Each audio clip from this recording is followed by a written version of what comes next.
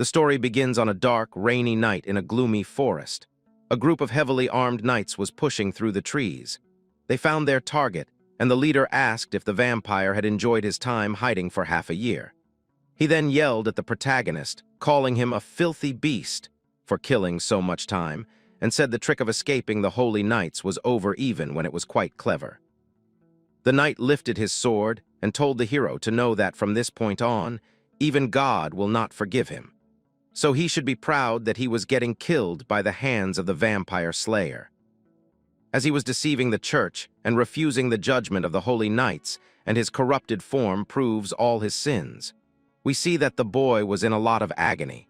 But the knight then prepared to share a secret.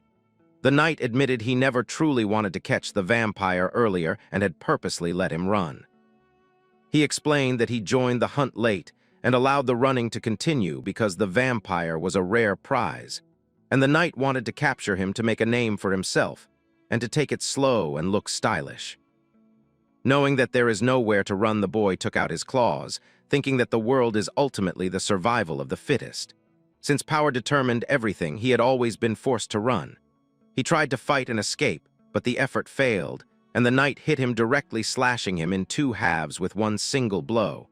And the man wondered if what he did was all useless. As he died, he recalled being constantly hunted and cornered. The knight continued to shout that the vampire's existence was an insult to the church. In his final moments, our boy wished for one last chance to change everything. He cried out in pain as his life ended. But as the scene shifts, we see that suddenly our boy woke up with a gasp in a different place. He looked around, sweating, and wondered what had happened. He looked down and saw his arms and neck were fine when he should have died, wondering if what he saw was a dream. But then he realized he was in the same tent he had used before the knights started hunting him. Seeing old marks on the wooden posts, he figured out he had gone back 6 months into the past just before the hunting squad started chasing him. Our boy finally understood he had traveled back in time. He clenched his fist tightly, knowing he had been given a new life. He explained that he used to live in a secluded village in the forest, away from people. Back then, he was a weak vampire named Eugene, surviving by hiding. One day, he acted on his blood instincts, which brought mercenaries and knights after him. And only 5 days later, the holy knights were patrolling the entire village. And time passes by as even after they found the vampire, no matter what, and because he was terrified of being caught, he spent 12 years drinking only the blood of wild animals. Now that he was back in the past, he decided he would not make the same mistake. Eugene decided he would become strong enough so that no one could ever defeat him with the magic of a true vampire. He went to a swamp and decided to change his strategy. Vampires get power from blood, and stronger blood gives more power. With this in mind, he waited for a powerful target. The master of the forest, a giant, scary creature, suddenly leaped at him. Even with the monster in front of him, Eugene showed no fear and prepared to fight. The beast attacked with sharp spikes, and Eugene was thrown backward. He knew his body was weak, and all he could do is dodge. Otherwise, he would be finished, but he only needed a small cut. If he could draw blood, he could drink it and finally start gaining strength. Because until now, his method of survival was minimizing his presence. But knowing that it fails, there is no reason to hesitate, and now, more than anyone, he desperately needed to be stronger. Eugene leaped toward the monster as he attacked with his sword, but was shocked that the blade did not even pierce the creature's tough hide. The monster struck back with a tail whip that broke his sword and sent him flying. The creature then slammed its tail down, launching our boy into the air. Eugene hit the ground, badly hurt, and realized he had underestimated his opponent. The creature, a roamer, was a monster from magical realms that sometimes carries a valuable magic stone, opened its mouth to eat him. Eugene knew the stone was the source of the beast's power, but the size difference was too great.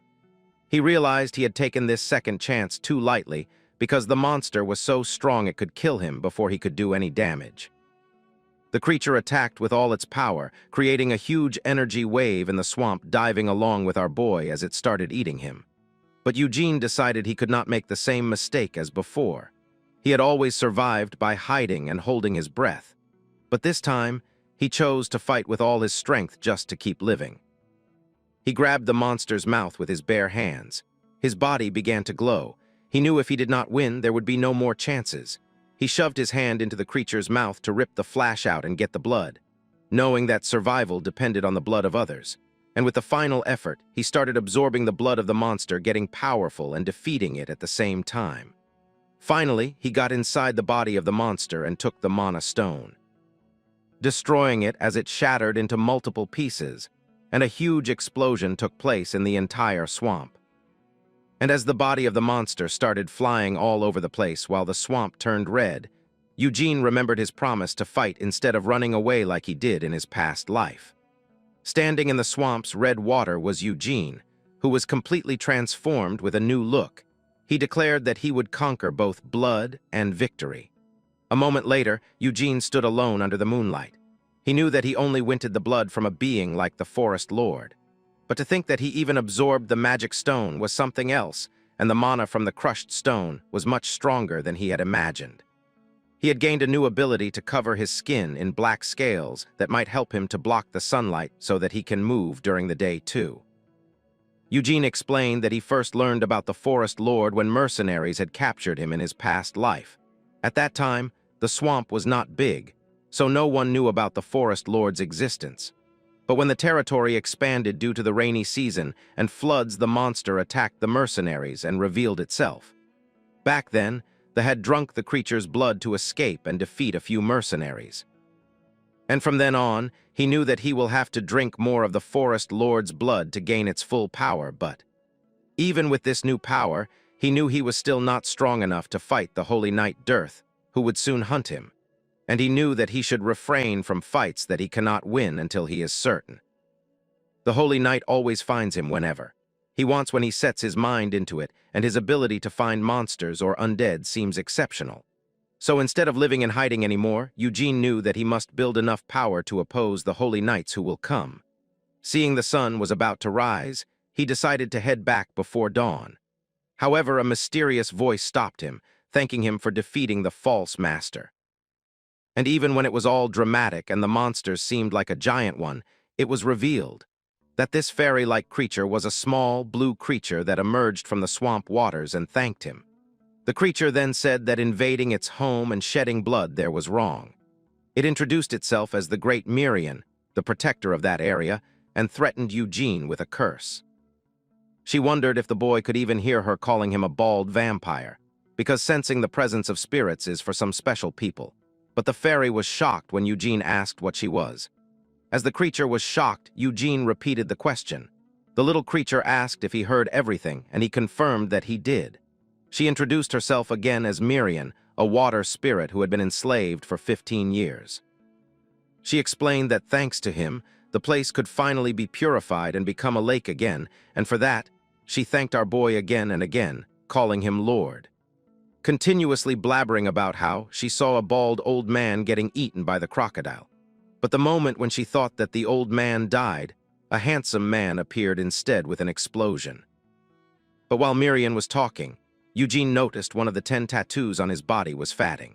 And even the fairy wondered about why the tattoo was disappearing and what it was.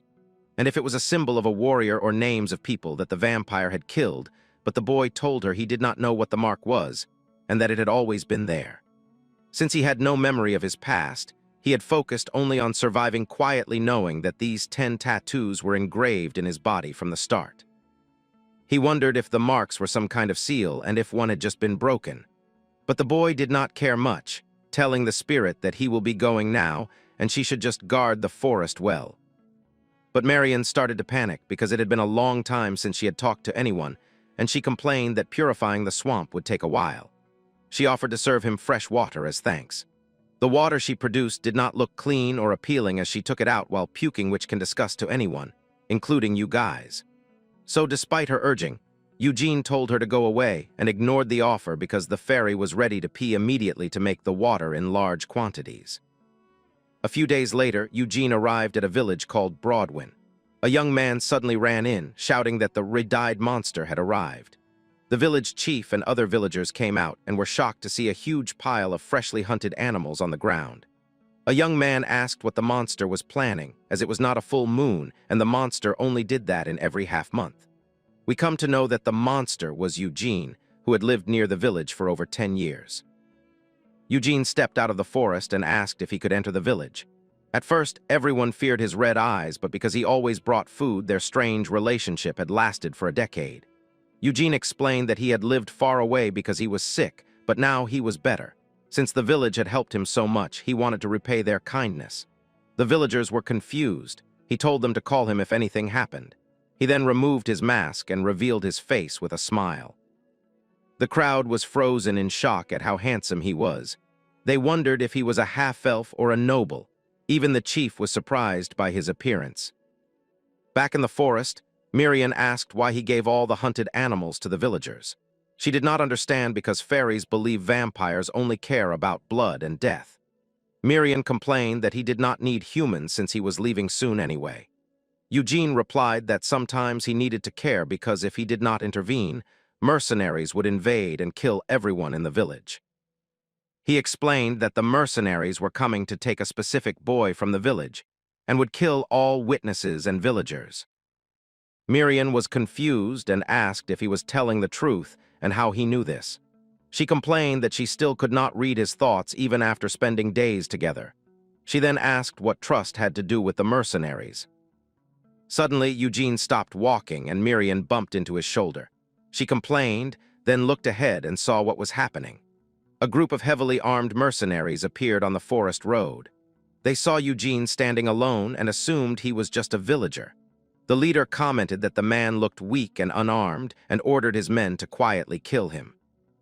One mercenary charged forward with an axe to attack Eugene. Miriam screamed, afraid of what would happen. The man swung his axe, but Eugene was much faster. With a cold look and his eyes glowing red, he prepared to fight back. Instantly, he cut the mercenary in two easily. While the rest of the group was in shock, Eugene explained his tactic to Miriam. They needed to build trust so they would not look suspicious. With a smile, he confirmed he was going to kill all the mercenaries right then and there. The mercenaries screamed in fear as they realized Eugene was a vampire. One of them briefly found courage and shouted that if they captured him alive, the church would pay a reward. But his greedy thoughts ended quickly when Eugene glared at him with his red eyes. The mercenary was thrown back, and the others realized Eugene was no ordinary person. They kept attacking, and one yelled that the vampire's head was his.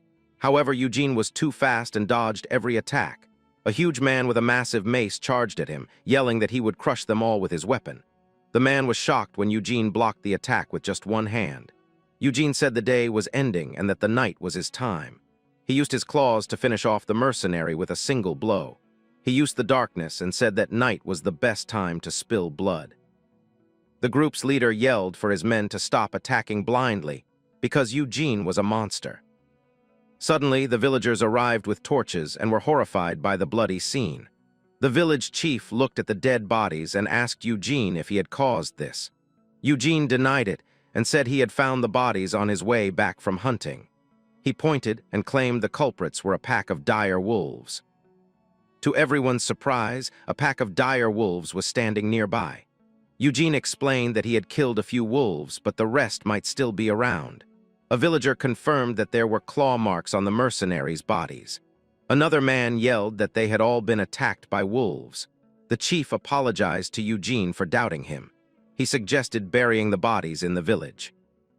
Miriam called Eugene a liar, saying the wolves only showed up because they smelled the blood and that Eugene had made the claw marks himself to hide his actions. The fairy wondered why he cared so much about his reputation with humans. Eugene found a letter in the pocket of one of the dead mercenaries. He handed it to the chief and asked him to read it. The chief recognized the seal of Lord Tiwan and was shocked by the contents. He frantically shouted the name Pell and asked if the boy was in the village. It turned out that a boy named Pelid might be the illegitimate son of the powerful Lord Tiwan. Eugene then remembered the mercenary leader's last moments. The leader was surprised by Eugene's strength and wondered where he came from, but Eugene gave him no time to think, going all out on him.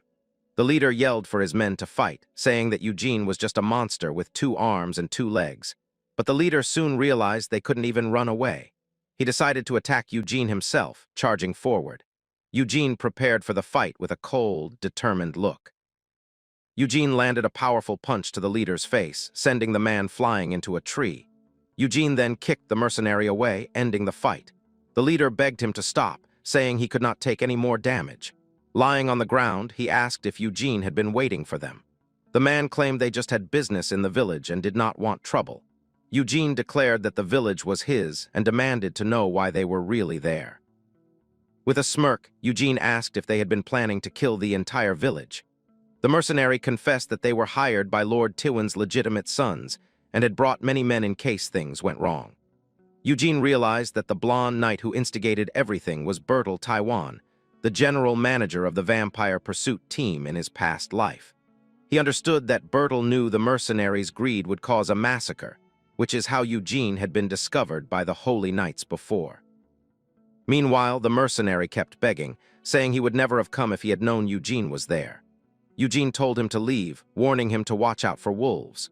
The man was shocked and started thanking him for sparing his life, but Eugene did not forgive him and killed him with a fatal blow to the neck.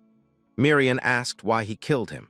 Eugene replied that since his vampire identity had been discovered, he could not let the man live after getting all the information he needed. Just then, the pack of wolves appeared, drawn by the scent of blood. Meanwhile, the chief confirmed that the mercenaries came to take Peled to the castle. They remembered that Peled's mother had died, and he had been living alone. Eugene offered to take the boy to the castle safely.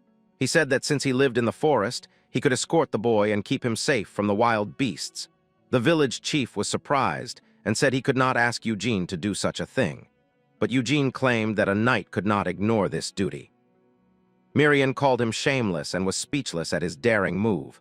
The villagers were also shocked, and the chief stammered the word knight. Miriam kept panicking, unable to believe what she heard. With a smile, Eugene said his introductions were late. He introduced himself as Knight Eugene from the Eugene family, and to Miriam's shock, the villagers believed him. Eugene explained to Miriam that the people in the village had never seen a real noble. Because of this, they would not know the difference if he pretended to be one. The villagers then asked him many questions about his past in the forest. Eugene simply replied that he had his reasons for cutting off contact with people. The chief said the village was poor and could not pay for his services, but Eugene said it was no problem and asked to stay for one night. The next day, Eugene stood by the window and tested his new ability against the sunlight. With his red eyes, he watched his hands turn into black scales. He noticed the scales blocked the light well, which would make traveling easier. Miriam called him stupid and asked why he lied like that. Eugene said it did not matter since he would be leaving soon and no one would find out. But the fairy insisted and asked what his real goal was in all of this. Before he could answer, one of the villagers informed him they were ready to leave. Eugene explained that titles were more trustworthy than long explanations, and a title reduced the lies he needed to tell from 100 down to 10. Eugene knew that real nobles would not fall for such a quick lie. Because of this, he decided he would do everything he could to make that lie real. The chief gave him a letter of introduction and asked him to take care of Peled. The young boy, Peled, introduced himself and said it was a pleasure to meet him. And so, Eugene and Peled left the village and started their journey to the castle. During their journey, Eugene and Peled followed a long road through the mountains. When they saw a village, Peled asked if it was Brahmi's, and Eugene confirmed that it was. Eugene asked if Peled knew how to read, and Peled said his late mother taught him. He explained that the man his mother loved taught her how to read and write. Miriam suggested that Eugene ask Peled to teach him how to read, too. Peled was surprised when Eugene asked him to teach him to read, wondering why a knight did not know how. Eugene made up a story about his family losing their money long ago. He kept up the act, walking with a sad look in front of the boy, because he knew that once he had Peled's trust, it would cover up all his lies. Miriam was impressed with the performance and complimented him. But she warned him that if he lied too much, people would start to suspect him. Peled's eyes began to shine, and Eugene realized the boy believed the story completely. Peled apologized, saying he had not trusted Eugene at first because of the rumors. He admitted that everyone in the village called Eugene a monster, which influenced him. But from now on, Peled said he would believe what he saw. The boy even offered to teach Eugene to read whenever they had time. Suddenly, Eugene imagined using his magic to create an ice dagger and stabbing Peled in the eye without mercy. The young man screamed in pain from the imagined surprise attack. This was only an imagination test of Pelled's reaction. In reality, they were attacked by a group of bandits on the road. Pelled was terrified and could not believe they were being robbed. The bandit leader grinned and said their scared faces saved him time. He ordered them to hand over everything valuable or face consequences. But before he could finish speaking, Eugene attacked the leader with his sword. With a single strike, Eugene killed the bandit leader. Pelled was shocked and frozen, not understanding what happened. One of the bandits screamed in anger, seeing his brother killed right in front of him. Eugene told them they had done what he asked quickly and efficiently. The enraged bandit charged at Eugene with an axe, but he was no match.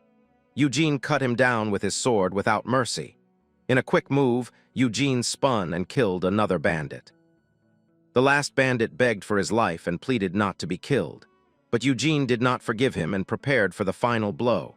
With a swift move, he finished off the last bandit without hesitation. Eugene then looked at the dead bodies and said he did not understand humans. He wondered why they always try to rob and harm the weaker ones.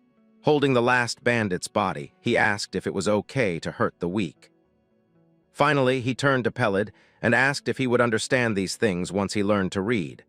Pelled was speechless and completely shocked by Eugene's question.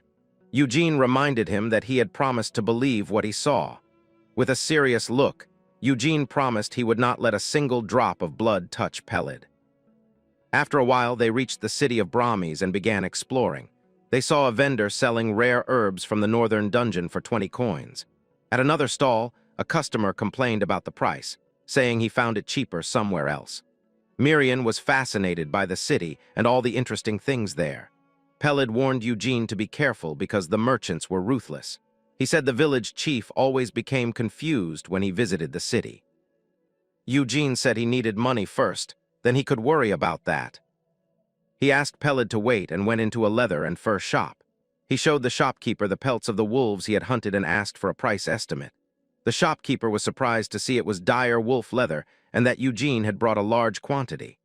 The man looked Eugene up and down suspiciously, judging by his old clothes. The shopkeeper smiled slyly, deciding Eugene was easy to cheat.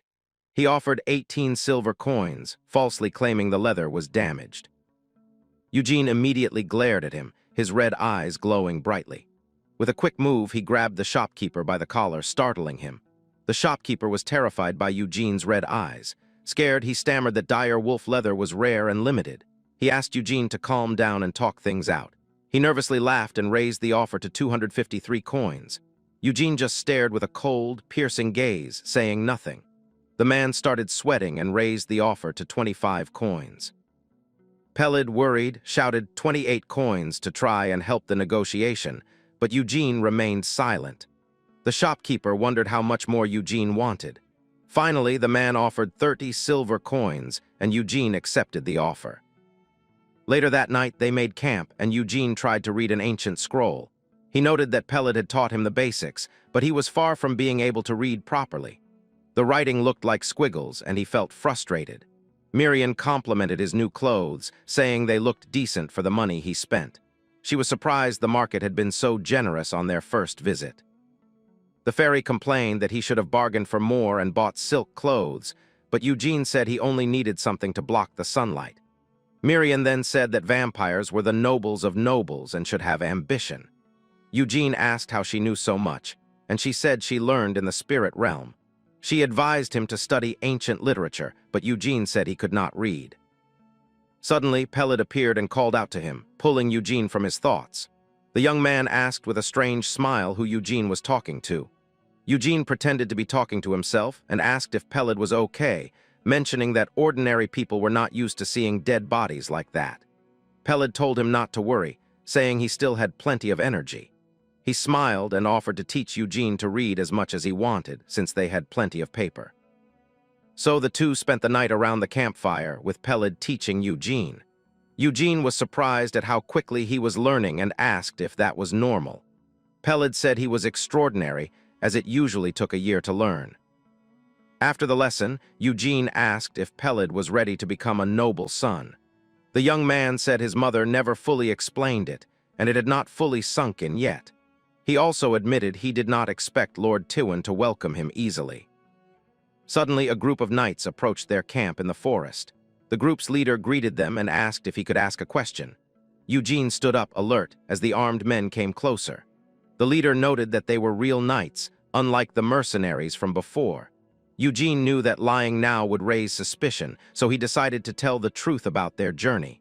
The group's leader then said they were also heading to the castle and asked to camp with them. One of the younger knights complained about the decision, but the leader scolded him. The leader apologized to Eugene, saying the young man was new and did not know how to be social. The leader introduced himself as Part and asked who Eugene was. Eugene introduced himself as Yan Eugene. The young knight laughed, not believing that Eugene was a real knight. He asked if Eugene was actually a real knight. The young man laughed and said he had never heard of the House Eugene in his entire life. With a wicked smile, he accused Eugene of being an imposter. Eugene realized he could not keep up the lie anymore, as he had already told Pelid he was a knight. He understood that if this continued, things would become complicated. With a cold look, he thought that he could easily kill them all since there were not many of them. Suddenly, Part hit Rabin on the shoulder and called him a fool. He then landed a powerful punch right in Rabin's face in front of everyone. The blow was so strong that Rabin flew backward and hit the ground hard. Part then bowed and apologized for his recruit's rudeness. Eugene told him to forget the apology and just find a spot to camp. Eugene knew that from now on, people would often doubt him because of his lie, and to avoid problems, he needed to become a real knight as soon as possible. Rabin woke up confused, not understanding why Part had attacked him. He got up and wondered why Part had hit Eugene. Part called him a fool and said he had no will to live. He scolded him and said Rabin should be thanking him for saving his life. Part explained that Rabin could not judge by appearances and did not see what was right in front of him. With a serious look, Part asked if Rabin knew how much the cloak Eugene was wearing cost. It turned out Eugene's cloak was high class, reinforced with rare lyanthrop leather. Part said the cheapest one cost over 10 silver coins, which was 3 times Rabin's salary. He added that the fact Eugene knew how to read meant he was no ordinary person. Part explained that Eugene was about to draw his sword, and they all would have been killed. Rabin was shocked and asked how Part knew that so quickly.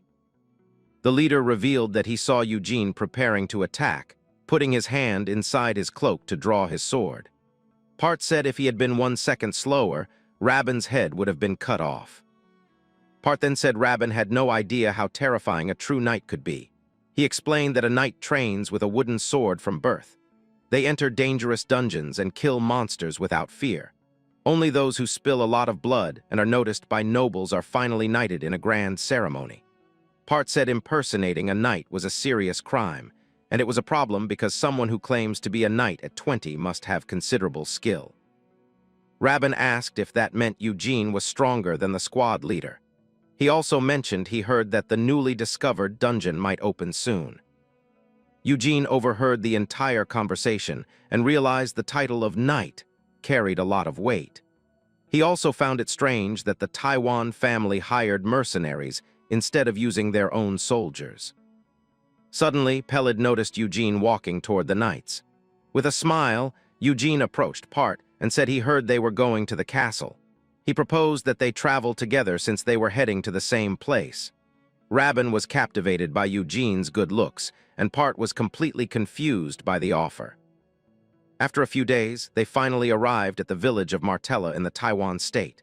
Eugene was relieved that the knights believed his story, but he knew the real trouble was about to begin. Miriam appeared and said she spied on the knights as Eugene asked. She found out that Lord Taiwan's health was so bad he could die at any moment. She also learned that a new dungeon had been discovered, but the family did not have the money to explore it. Eugene became thoughtful at the idea of a new dungeon opening in the area. Miriam then asked what would happen to Pelid if Lord Taiwan died. She worried he would become an orphan again, but Eugene said that was not his problem. The fairy started to cry, fearing Pelid would be killed by his half-brothers for nothing. Eugene realized Lord Taiwan had likely summoned Pelid to see him one last time.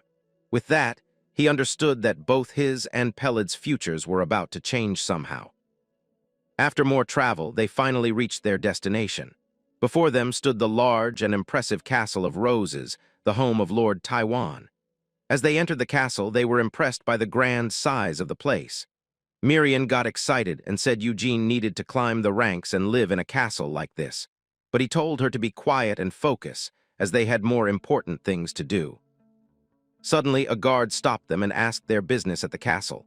Part introduced himself as a mercenary from the Phelan Guild and asked who the guard was. Then, a blond man introduced himself as Kamer, the hero of Taiwan.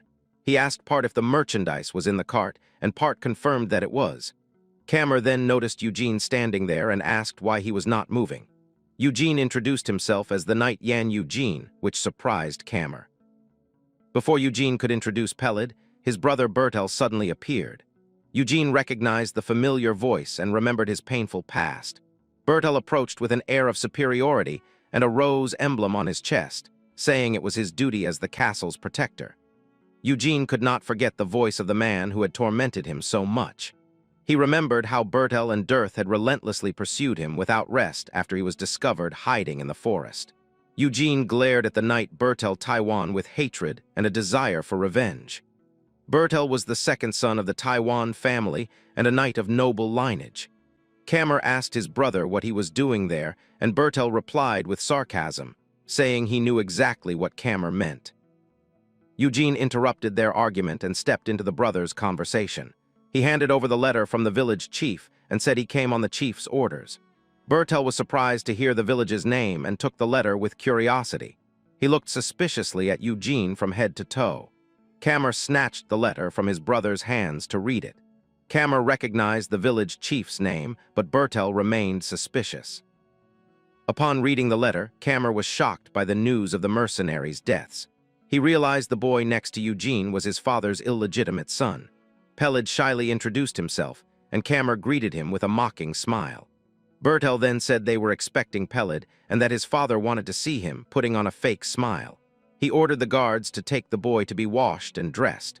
Pelid was led away by the guards while Bertell watched him with hatred. Eugene interrupted the proceedings and said he wanted to discuss his reward first. He demanded a meeting with Lord Tiwen, but Bertell immediately refused the request. With a hateful stare, Bertell said it was impossible and that Eugene could not see his father. He explained that his father's condition was critical and offered to pay Eugene in gold to leave. However, Eugene did not back down, saying he had gone through a lot of trouble to bring Pelid. Bertell then threatened him and told him not to make him repeat himself. Kamer intervened and asked what the problem was with a quick meeting, but Bertell insisted that his father could barely stay awake and could not receive a stranger. The two brothers started arguing and trading insults in front of everyone. Bertell looked angrily at his brother and told him not to twist his words. Kamer apologized to Eugene for the scene and for his brother's attitude. With a fake smile, he said goodbye and told Eugene to go home safely. Kamer then approached Pelid and offered to guide him through the castle as his new brother. Seeing this, Eugene realized Bertell truly would not let him meet the Lord. Suddenly, a deep voice interrupted the conversation, calling for the second son of Taiwan. A strong, red-haired man appeared, carrying two men over his shoulders. He threw the men to the ground, grinning, and said he caught them robbing the local villagers. He suggested that one of them be punished as an example. Bertell was annoyed, as these men were just temporary mercenaries for the dungeon. The red-haired man suggested they talk inside to avoid being watched. Part recognized the man and wondered if he was the famous Sir Galfredic. Eugene grew curious and asked Part if he knew him. The mercenary explained that Galfredic had placed third in a major tournament hosted by the Evergrow family. In addition, he was a very promising knight with excellent strength and skill. On the day of the tournament, he had defeated over 1,000 competitors alone. Part wondered why such a powerful man would come to this area. He suspected the reason was the new dungeon that had been discovered, since conquering a dungeon first brings great fame and is a dangerous task. Part thought Galfredic probably wanted to use this dungeon to be knighted by a bigger family. Eugene then turned to Part and asked if his contract ended today. With a smile, Eugene offered the mercenary leader a new job. Bertell understood that his brother Kamer wanted to clear the dungeon to win support from the people. In his office, Kamer thought about what to do since he could not just hire anyone. Suddenly, one of his servants told him that Sir Eugene was asking to see him. Kamer remembered he was the knight who brought Pelid and told the servant to let the young man in. Eugene entered the office, and Kamer greeted him formally. Kamer said Eugene could rest assured that Pelid was safe and would be rewarded. Furthermore, he thanked Eugene for giving him the letter in front of his brother. Cammer was happy because thanks to that, he could hold his head high. Eugene said he only had business with the Lord and did not expect a third person to be involved. Cammer was then surprised and started to understand Eugene's intentions. He asked if Eugene wanted to see his father, but Eugene said he had a proposal instead. Eugene asked to be included in the dungeon subjugation team. Eugene held back a laugh as Cammer stared at him seriously. Suddenly, Cammer burst out laughing at Eugene's unexpected proposal. He found it very funny and asked with a smile if Eugene was truly a knight. With a mocking look, he repeated the question, doubting Eugene's abilities. Cammer said he heard about the 5 bandits and asked if Eugene just wanted a reputation. But Eugene replied that for him, the proposal had no disadvantage. He then explained that he wanted 100 silver coins and half of the dungeon's treasure. Cammer was confused because the offer was far below the current market price. With a smile, Eugene said that Cammer was the one who was in a hurry, not him. Cammer asked Eugene what he wanted, and Eugene repeated his earlier offer, 100 silver coins and half of the dungeon's loot. Cammer found the proposal suspiciously cheap. He thought that knights value honor highly, and since Eugene had no backing and did not want much money, glory must be everything to a knight like him. Cammer also thought about everything he had heard about Eugene. Eugene then said with a smile that Cammer was the one in a hurry, not him. Cammer was shocked by Eugene's bold statement. But soon after he smiled and realized the young man was quite clever because he knew exactly what to say and was not just any knight. So, Cammer accepted the deal, as there was no reason to refuse such a good offer. Cammer extended his hand to close the deal with Eugene. Eugene thought that magic stones are difficult to purify, but monster parts sell well. Part then said he could introduce Eugene to a guild, and that Eugene should ask for the monster parts, which would give Lord Cammer no reason to refuse the deal. Bertell then complained to Galfredic that the dungeon was not a playground for children. He explained that inside, one mistake could be fatal, and it was kill or be killed. For that reason, he would not accept an amateur in the group, especially one chosen by his brother. Furthermore, Bertell knew that Cammer had no connections with the local nobles. Bertell told Galfredic to talk to Eugene himself if he had a problem. Then, Bertell approached and said he was just talking with the new knight. Bertell introduced Eugene, Eugene, and his mercenaries to the group. Bertell was shocked to see that the man from before was the leader of a mercenary group. With a mocking smile, Bertell said they could not accept a stranger with no skills. But Cammer interrupted him and said he could at least confirm Eugene's abilities. Cammer explained that he heard from his new brother about the bandits on the border, and that Eugene had killed them all with a single dagger on his way here. Suddenly, Bertell threw a dagger at Eugene to test him. With a quick move, Eugene managed to dodge it, and the dagger stuck into the wall right behind him, grazing his face. Galfredic then smiled and approached Eugene to provoke him. He apologized for his earlier rudeness and approached with a challenging look. The knight said Eugene looked like a young master with his pale, unscarred skin and grinned. He then challenged Eugene to show him what he could do. So the two got ready for a duel in the castle courtyard in front of everyone. The news spread, and everyone got excited to see Sir Galfredic's duel. The crowd wondered if he was even human, saying he tore monsters apart with his bare hands. Everyone was eager to see what the third-place winner of the tournament could do. Even without knowing who his opponent was, they already felt sorry for Eugene. But Eugene was not worried and prepared for the fight with a confident look. Galfredic drew his sword with a smile and got ready for the duel. Eugene stared back at him with a calm expression. He turned and got ready for the duel that was about to begin. Suddenly, Eugene dropped his sword on the ground, which shocked Galfredic. A man then raised his hand and announced that the fight was ready to begin. Then a guard rang a giant bell, and the duel finally started. Eugene then charged full speed at his opponent. Soon after, the two crossed their swords and sparks flew everywhere. The sound of clashing metal echoed throughout the castle courtyard. The fight continued with both of them moving quickly around the combat area. Galfredic smiled and invited Eugene to fight harder with a hand gesture. With a series of blows, Eugene was pushed back by the force of the attack. Rabin got excited and asked if Eugene was winning. But Part, with a smile on his face, noticed that Eugene's fighting style was rougher than expected and had no pattern. That is why he found Eugene's style to be wild and completely unpredictable. Eugene then realized what his opponent's true intention was. With a smile, Galfredic accused him of lying about being a real knight. Galfredic grinned and said Eugene had never been trained and just relied on brute force. Eugene replied that swordsmanship was not everything for a real knight.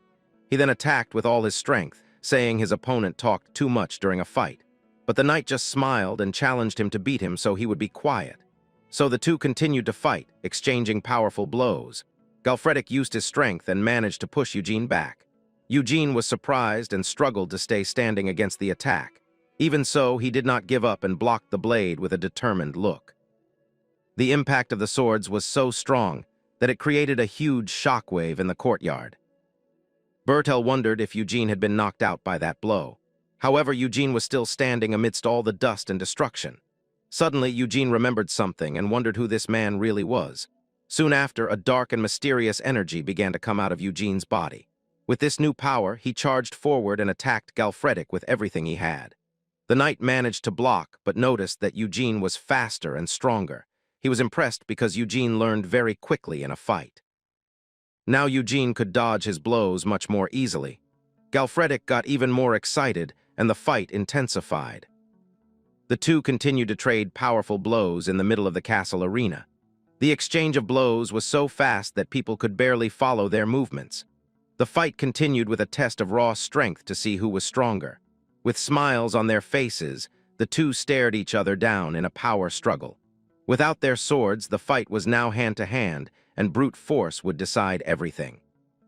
Galfredic was shocked because Eugene was smaller but had incredible strength. However, Eugene admitted that his opponent's brute strength was greater than his, but he did not give up and prepared to use a different tactic. He knew that Galfredic had the advantage in experience, so Eugene went on the attack. Eugene was then surprised by his opponent's fighting stance. With a quick move, the knight threw Eugene hard onto the courtyard ground. Galfredic smiled, seeing Eugene fall toward the ground. The impact was so strong that the stone floor cracked. Then Galfredic moved in to finish the fight, but Eugene managed to defend himself at the last second and blocked the attack. So the two continued to fight with an intense exchange of hand-to-hand combat. Galfredic noticed that Eugene's movements were not precise or trained, but he had a survival instinct and learned very quickly in combat. Suddenly, the knight admitted that he was defeated in their contest. With a final blow, Eugene landed a powerful attack on Galfredic. The knight was sent flying by the force of the decisive attack. He flew and crashed hard into a castle wall, ending the fight. With Galfredic defeated, the duel finally ended. The announcer declared that the grand winner of the duel was Eugene. And so, the knight Yan Eugene was declared the winner of the fight at the castle. The crowd cheered, and everyone was shocked by Eugene's strength. Rabin celebrated and shouted that Eugene was their new knight. Defeated on the ground, Galfredic could not believe what had happened. He was still in shock and looked up at the sky, completely speechless. The knight could not understand how he was defeated by such an unknown person. Suddenly, he got up, and with his eyes glowing red, he charged forward. Eugene turned around and prepared himself for round 2, but Galfredic just smiled and raised Eugene's arm in a gesture of victory. To everyone's surprise, he called for a round of applause for the winner.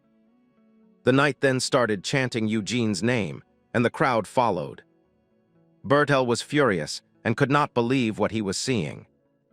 Later, a banquet was served for Eugene in his rooms.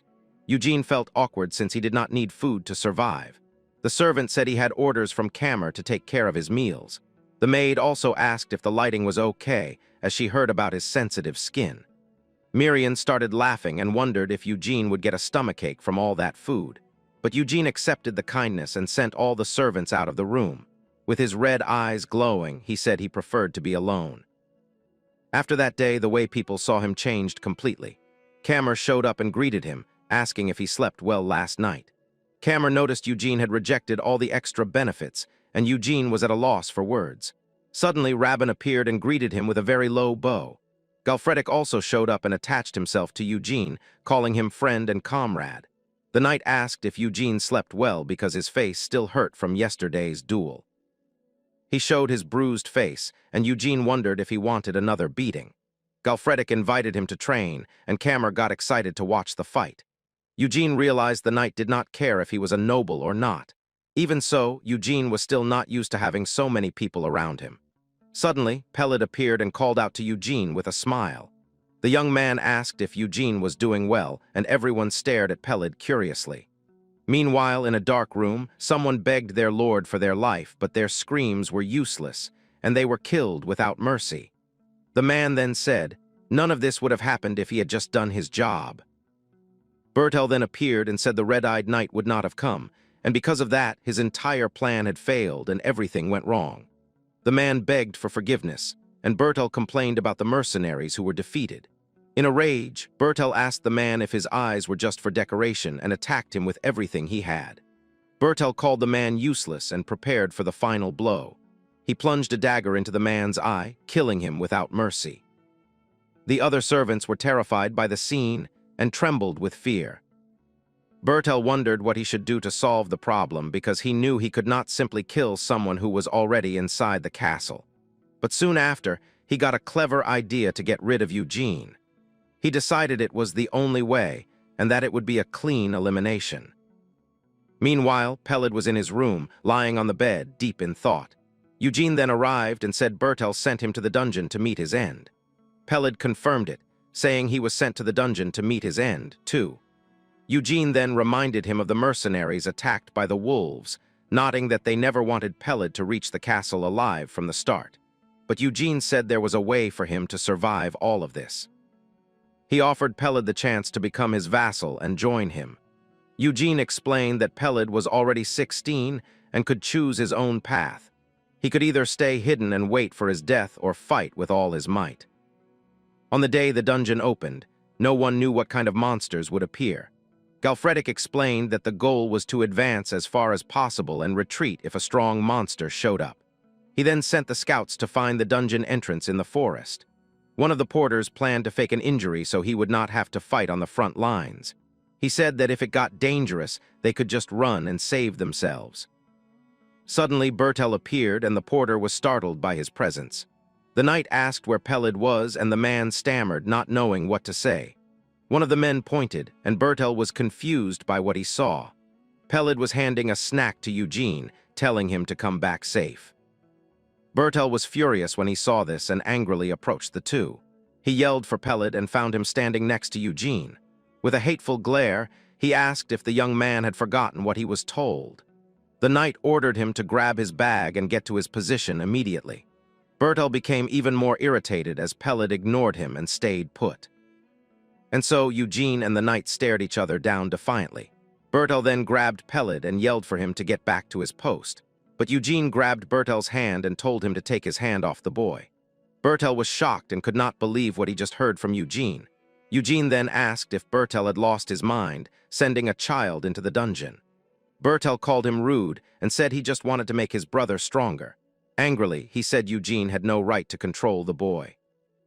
But Eugene replied that Bertell was the one who did not know his place. With a serious look, Eugene revealed that Peled had become his vassal yesterday. Bertell was shocked by the news, and Eugene said everyone there was a witness. Eugene then said their bond was stronger than blood and threatened anyone who touched Peled. Eugene then faced Bertell and invited him to a fight if he wanted to warm up. The knight was furious and yelled, asking who gave Eugene permission to do that. He also said that taking in a bastard son from another family would block Eugene's future. Meanwhile, the soldiers commented that the duel between the two leaders was incredible.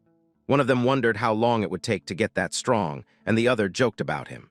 Suddenly, Cameron appeared and said he would also trust his younger brother to Eugene.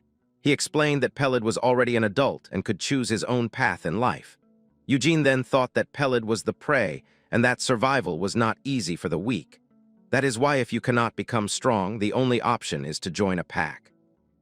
Cameron then invited Eugene to his office and asked if he knew how to read. Meanwhile, a scout reported that there were no monsters nearby and the area was clear. Galfredic then said they could open the dungeon now, and Eugene agreed with the idea. And so, the massive dungeon door finally began to open for the group. The knight then looked back and told everyone to survive on their own.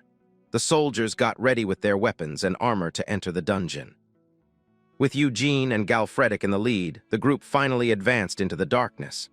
Kammer said goodbye and told them he would see them in 4 days, while Pelid wished them good luck. The door then closed, and a voice wished for the gods to protect them all inside. Inside the dungeon, a dark and twisting path awaited them.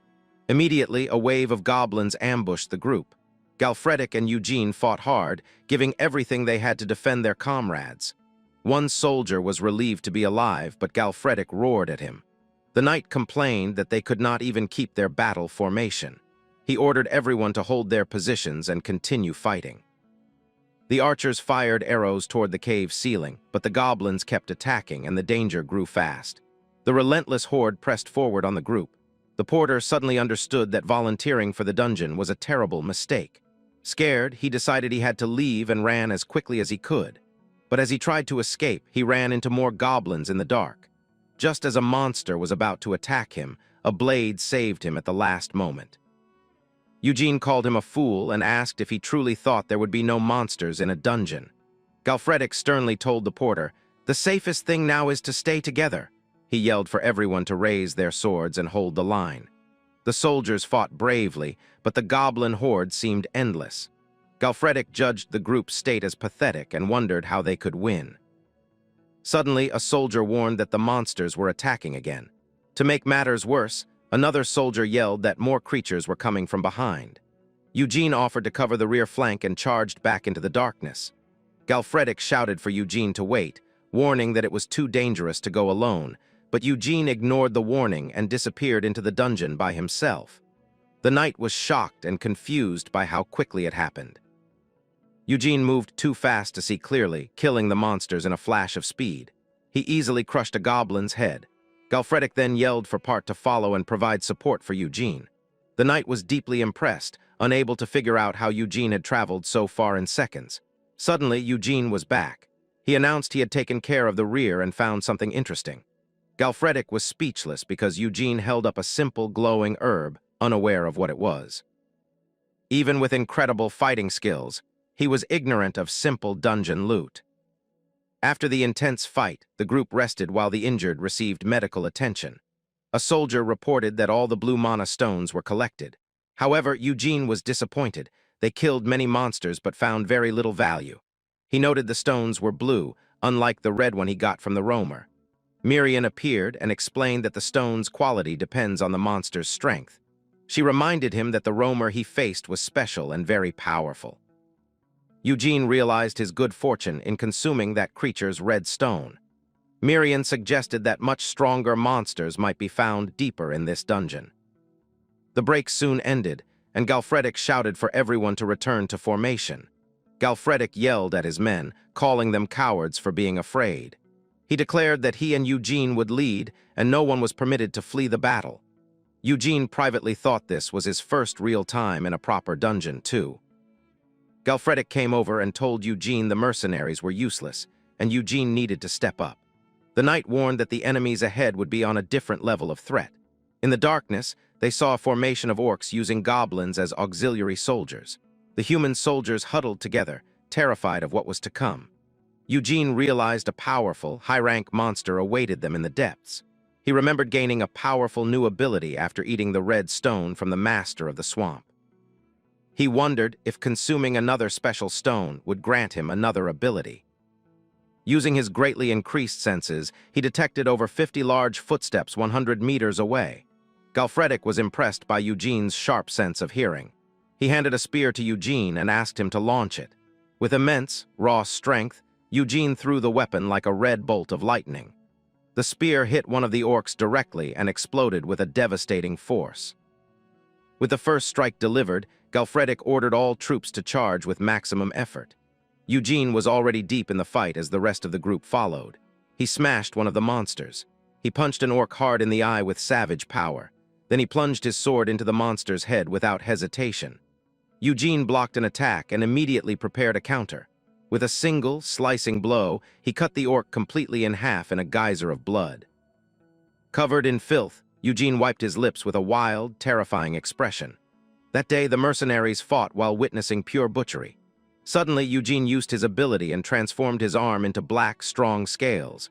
With his newly transformed hand, he crushed the head of one of the orcs. His sword technique was precise and graceful, and his posture remained noble throughout the bloodshed.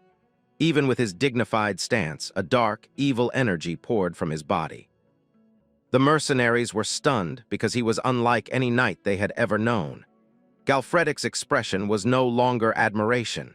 It was fear, because Eugene looked like a blood-drinking beast who was capable of destroying anyone and everyone. After the fight, the group rested around a campfire surrounded by dead monsters. One of the men tended to the wounded, while everyone else looked exhausted and scared.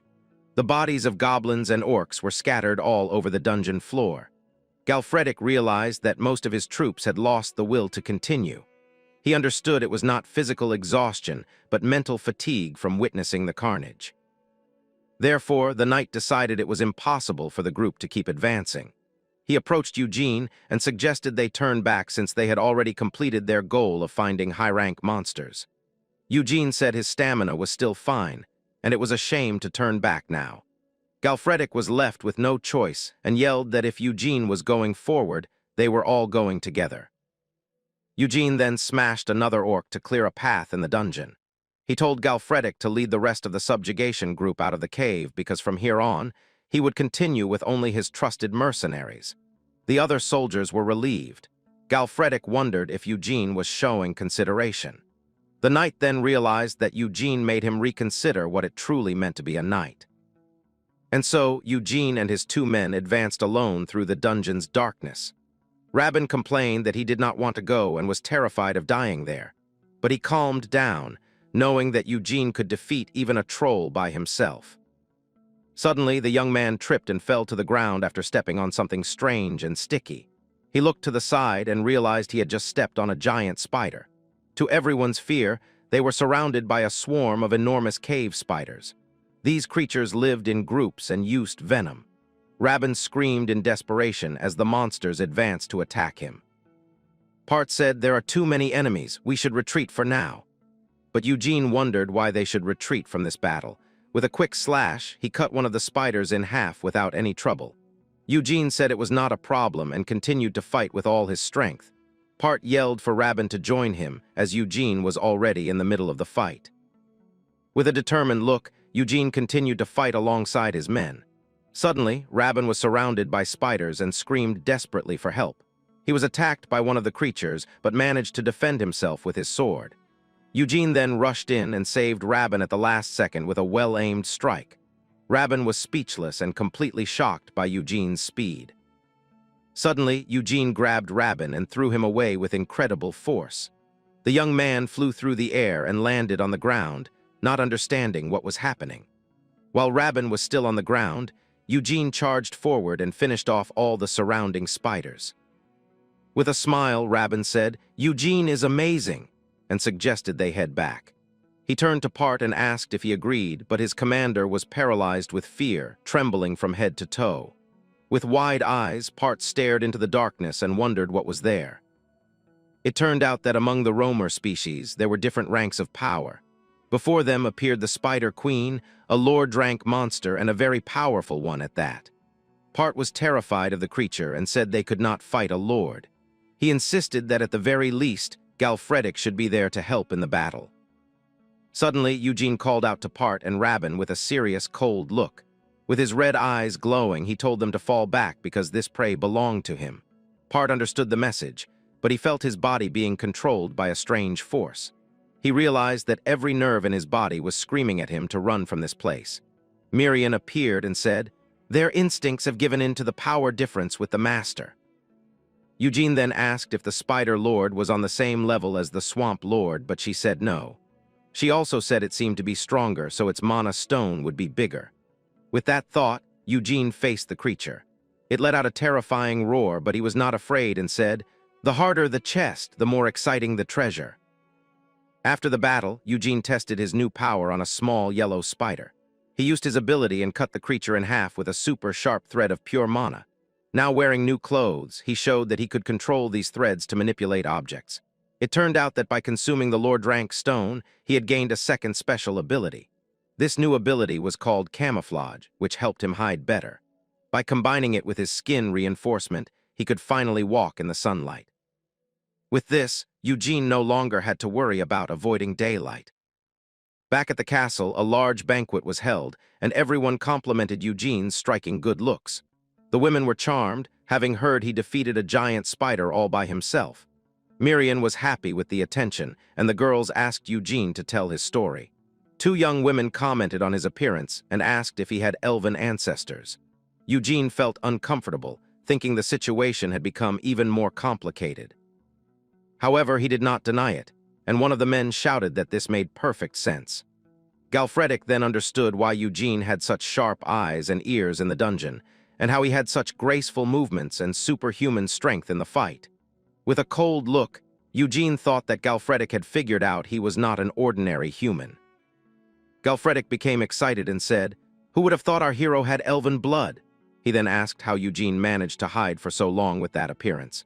Eugene thought his companion was strangely perceptive and observant, but with a smile, he simply said he never tried to hide his true appearance. Galfredic and the woman were left speechless by his cold, direct answer. The knight then commented that Eugene said that without changing his facial expression at all. Eugene realized that people often see what they want to see, not the truth. Besides the ability, he also gained something extra by consuming the magic stone. When one of his tattoos disappeared, strange memories surfaced in his mind. In these fragmented memories, he saw himself in an unknown place with gentle hands holding him. He saw a strange room with bells ringing and everyone looking at him. He wondered who the woman in the memory was, and if the memory was even real since he could not recall his past. The only thing he truly knew was his own name. Suddenly, he was pulled out of his thoughts and returned to the party at the castle. Rabin appeared with tears in his eyes and begged Eugene to save him. Galfredic held Rabin back and yelled that he heard everything, calling Rabin dead weight in the dungeon. The young man shouted that Eugene was not human and that anyone would have run from there. The knight scolded him and said he would put Rabin through special training. Amidst all the chaos, the only name Eugene clearly remembered was Eugene. But after that incident, he started to have a premonition about his future. He felt that if he kept removing the tattoos, he might uncover the truth. And with that, he would finally find out who he really was and where he came from. In the Lord's chamber, everyone gathered to hear about the success in the dungeon. Crema, Galfredic's third son, introduced himself, and Eugene did the same. Lord Tywin then said Eugene must have had a difficult time. The Lord asked Eugene to hand over what he brought with him, and to everyone's surprise, the Lord handed Eugene a document to verify his status. With the document in hand, Eugene said, "Thank you." Miriam celebrated the achievement. Suddenly, the Lord started coughing, and his son Camer rushed to help him.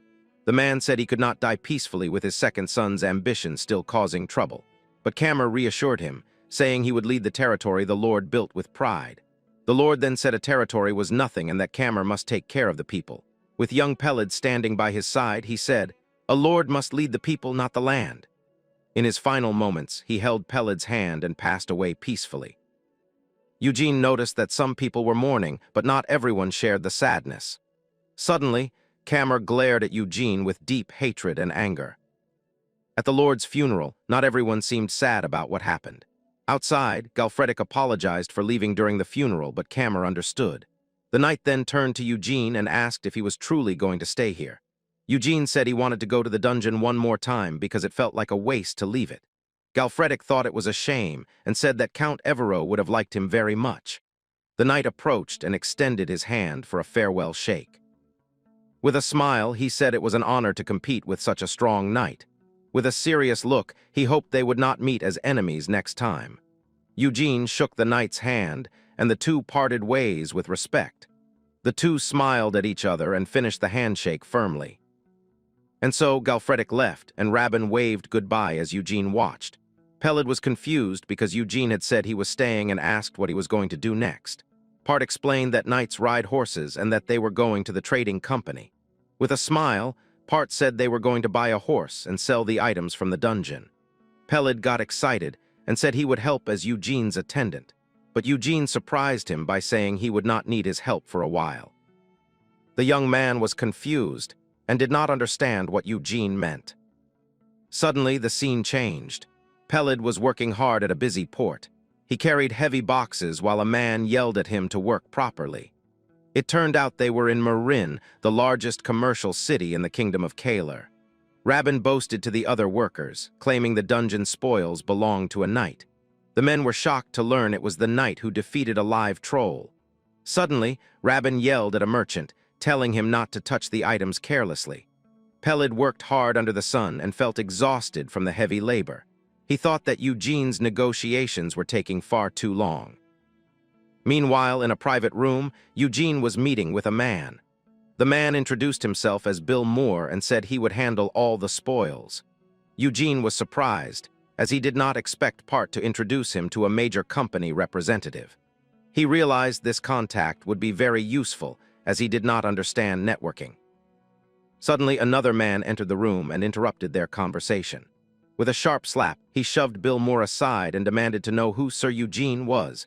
Eugene and Part were instantly on high alert. The mercenary whispered that the situation could become tricky, and Eugene asked why. Part explained that the man was a secretary to the vice manager of the trading company. They likely came to steal the spoils by offering a low price. With a serious look, Eugene thought he needed to proceed cautiously.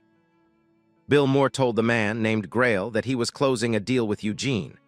Grail said that rumors about the knight who defeated a troll had spread throughout the port, but he believed it was just a rookie strategy to inflate the product's value. He then offered a special contract, planning to trick Eugene and rob him. Suddenly, Grail felt a strange pressure and was frightened by Eugene's presence. Eugene glared at him with a cold look, and the man wondered where that pressure came from. Scared, Grail introduced himself as the vice manager's secretary and claimed this was a great opportunity. With a cold stare, Eugene questioned what he meant by opportunity. The man nervously explained it was a chance to sell the items on better terms. Eugene repeated his words with an even more suspicious gaze. Terrified, the secretary said the guild's vice manager herself would handle the deal.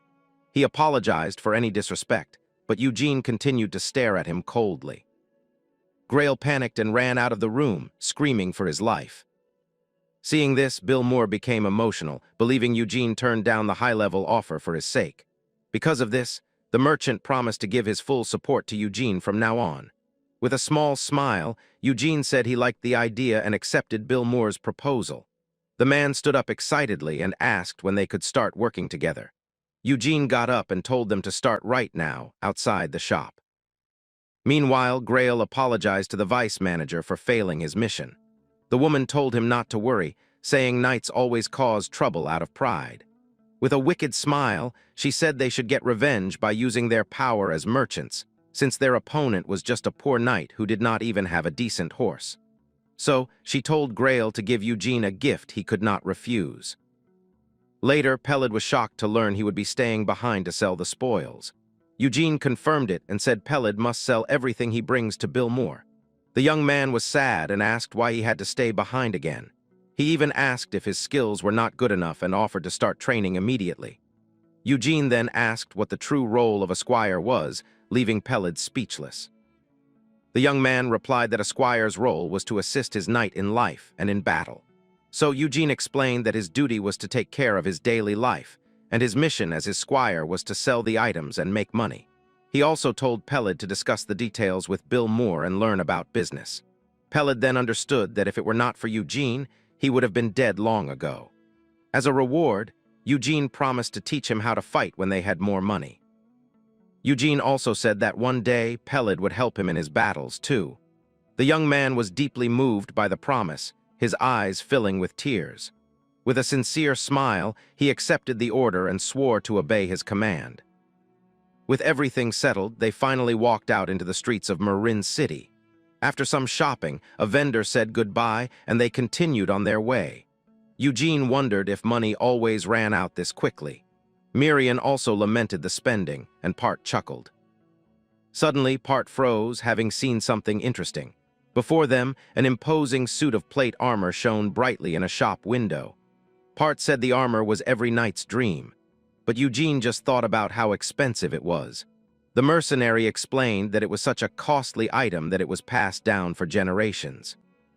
Suddenly, Rabin came running and shouting desperately for Eugene. With a panicked look, he warned that a horde of roamers had appeared on the outskirts, and the monsters were trying to invade the city. He said the guilds could barely hold them back. Part told Eugene it was best to join the monster subjugation immediately, but Eugene wondered why he should get involved in that. Rabin then explained that unclaimed quests had no commission fee. In Marin, they could sell everything for free and make a lot of money. With his eyes sparkling, Rabin shouted that this was the perfect plan because they were going to get rich.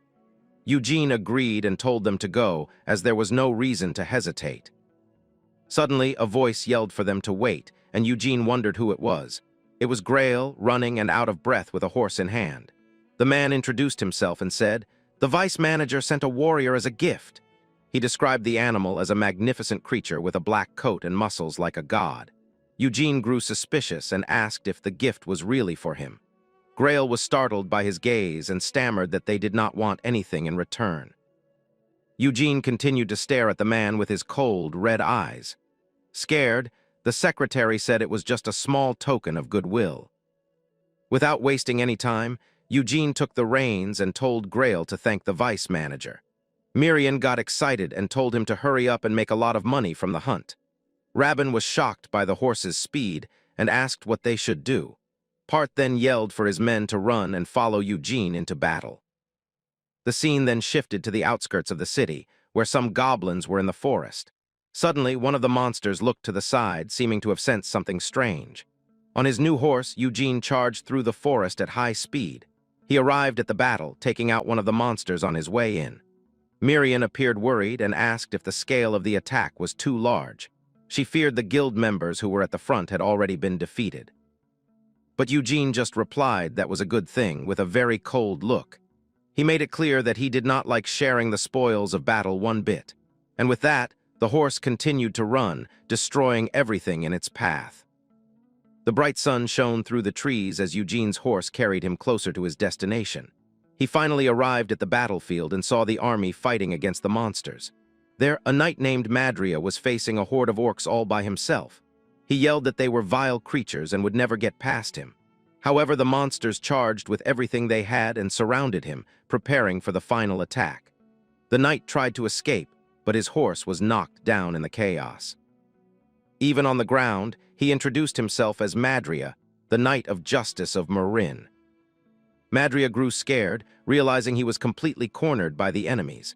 The monsters stared at him with pure malice and got ready to strike. In desperation, the knight screamed for his life, begging to be spared. One of the orcs attacked, but its blow was blocked at the very last second by a sword. Eugene had arrived with a sudden crash, mounted on his imposing black horse. Without wasting any time, he began cutting down all the monsters around him. Madria was shocked by Eugene's speed as he eliminated the creatures. In the blink of an eye, he took out all the orcs surrounding him. The knight then thanked him and asked for his savior's name. But suddenly an orc attacked from behind, and Eugene faced it coldly. Madria quickly killed the monster and turned back to Eugene with a smile. Eugene then questioned why he cared about names in such a dangerous moment. He pointed out that if they both died there, his name would not matter anyway. The knight agreed with him, saying that was fair and he understood. With a smile, he promised to ask again once they got out alive. Back in the city, he told everyone that hundreds of goblins and orcs had attacked them on the road. He boasted that at the crucial moment, the knight took them all out without hesitation, and in the end, they bravely protected the city of Marin. A man then asked who the knight he kept talking about was.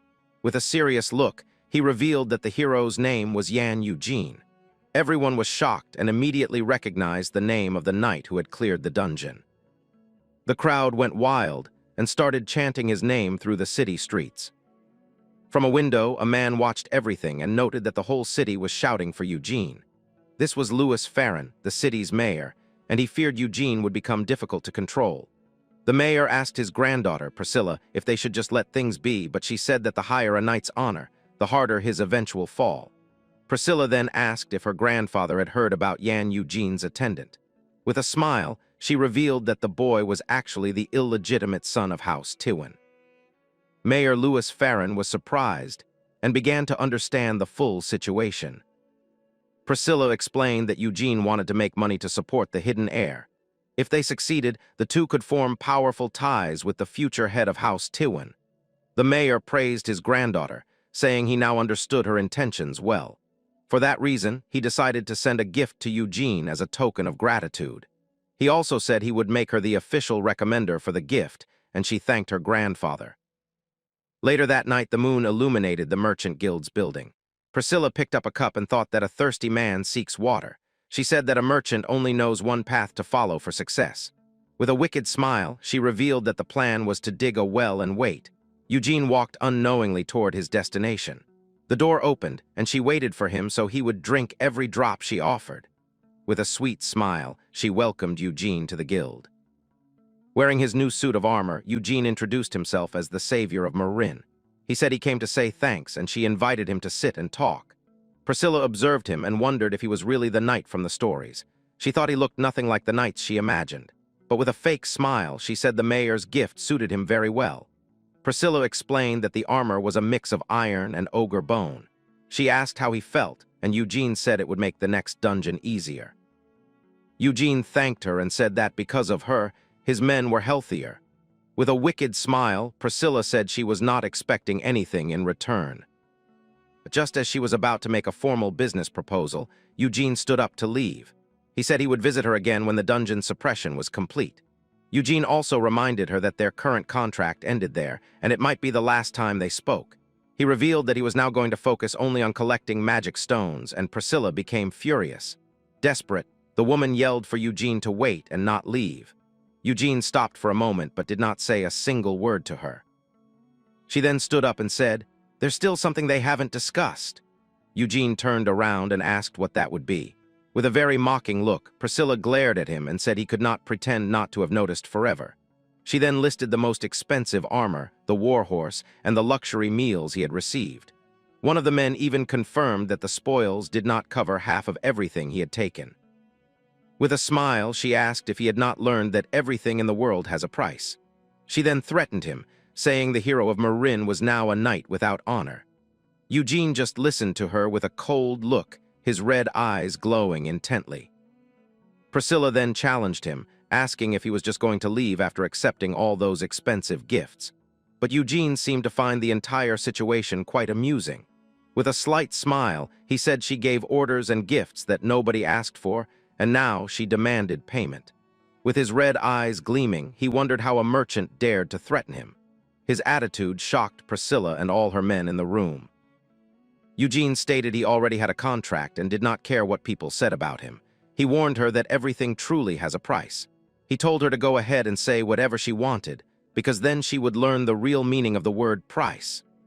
He turned the situation around, arguing that her company had harassed the hero who saved the city. Because of that, he claimed, no knight would want to help Marin in the future. Part quickly apologized for Eugene's audacity and said the situation was regrettable. Priscilla regretted her move, knowing she could have had a better relationship with him. One of her men quickly called to her, snapping her out of her deep thoughts, and then asked Eugene to wait a moment before leaving. Priscilla bowed and apologized for being rude and disrespectful.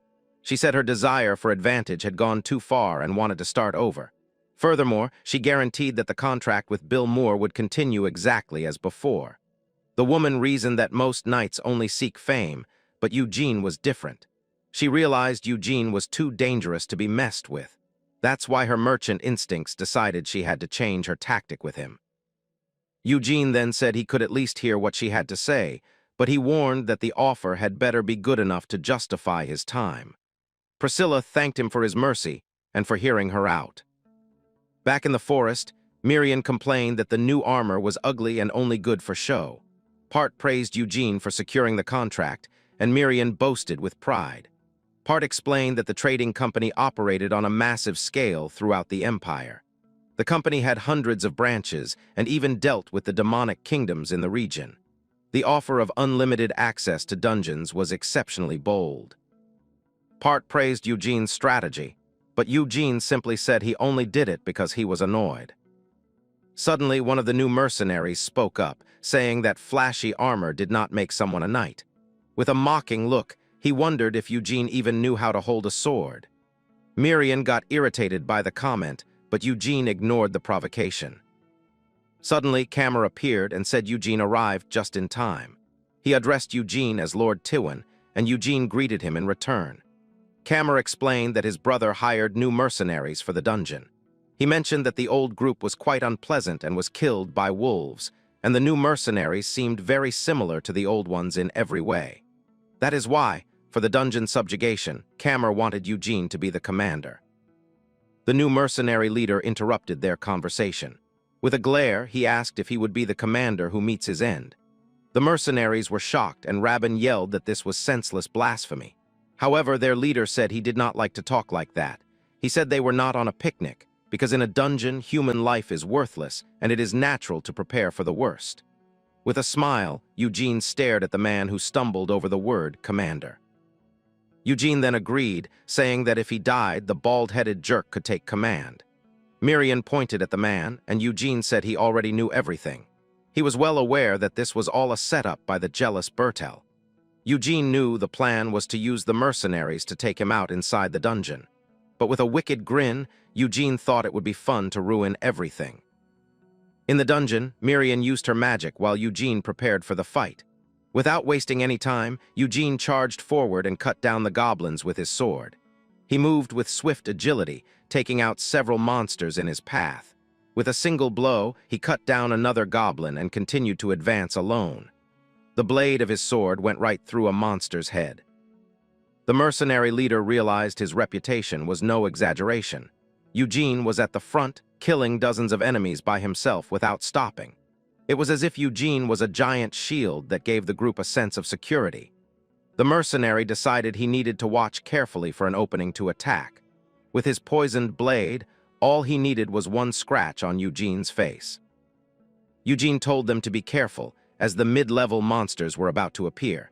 He emphasized once more to the group that only the confident should follow him. The mercenary leader said that if the commander was going forward, they would too, because this was their chance. However, when Part and Rabin got ready to go, the leader told them to wait for now. Surprised, Part said that Eugene seemed to have something else in mind with this plan. Meanwhile, Eugene advanced alone through the cave's darkness. Alone, he remembered that the last time he was there was with the knight Galfredic. An image of his former battle companion appeared in his mind, because he thought that Galfredic was an excellent leader who always fought at the front. With that attitude, he would have cleared the dungeon even with that bunch of weak men.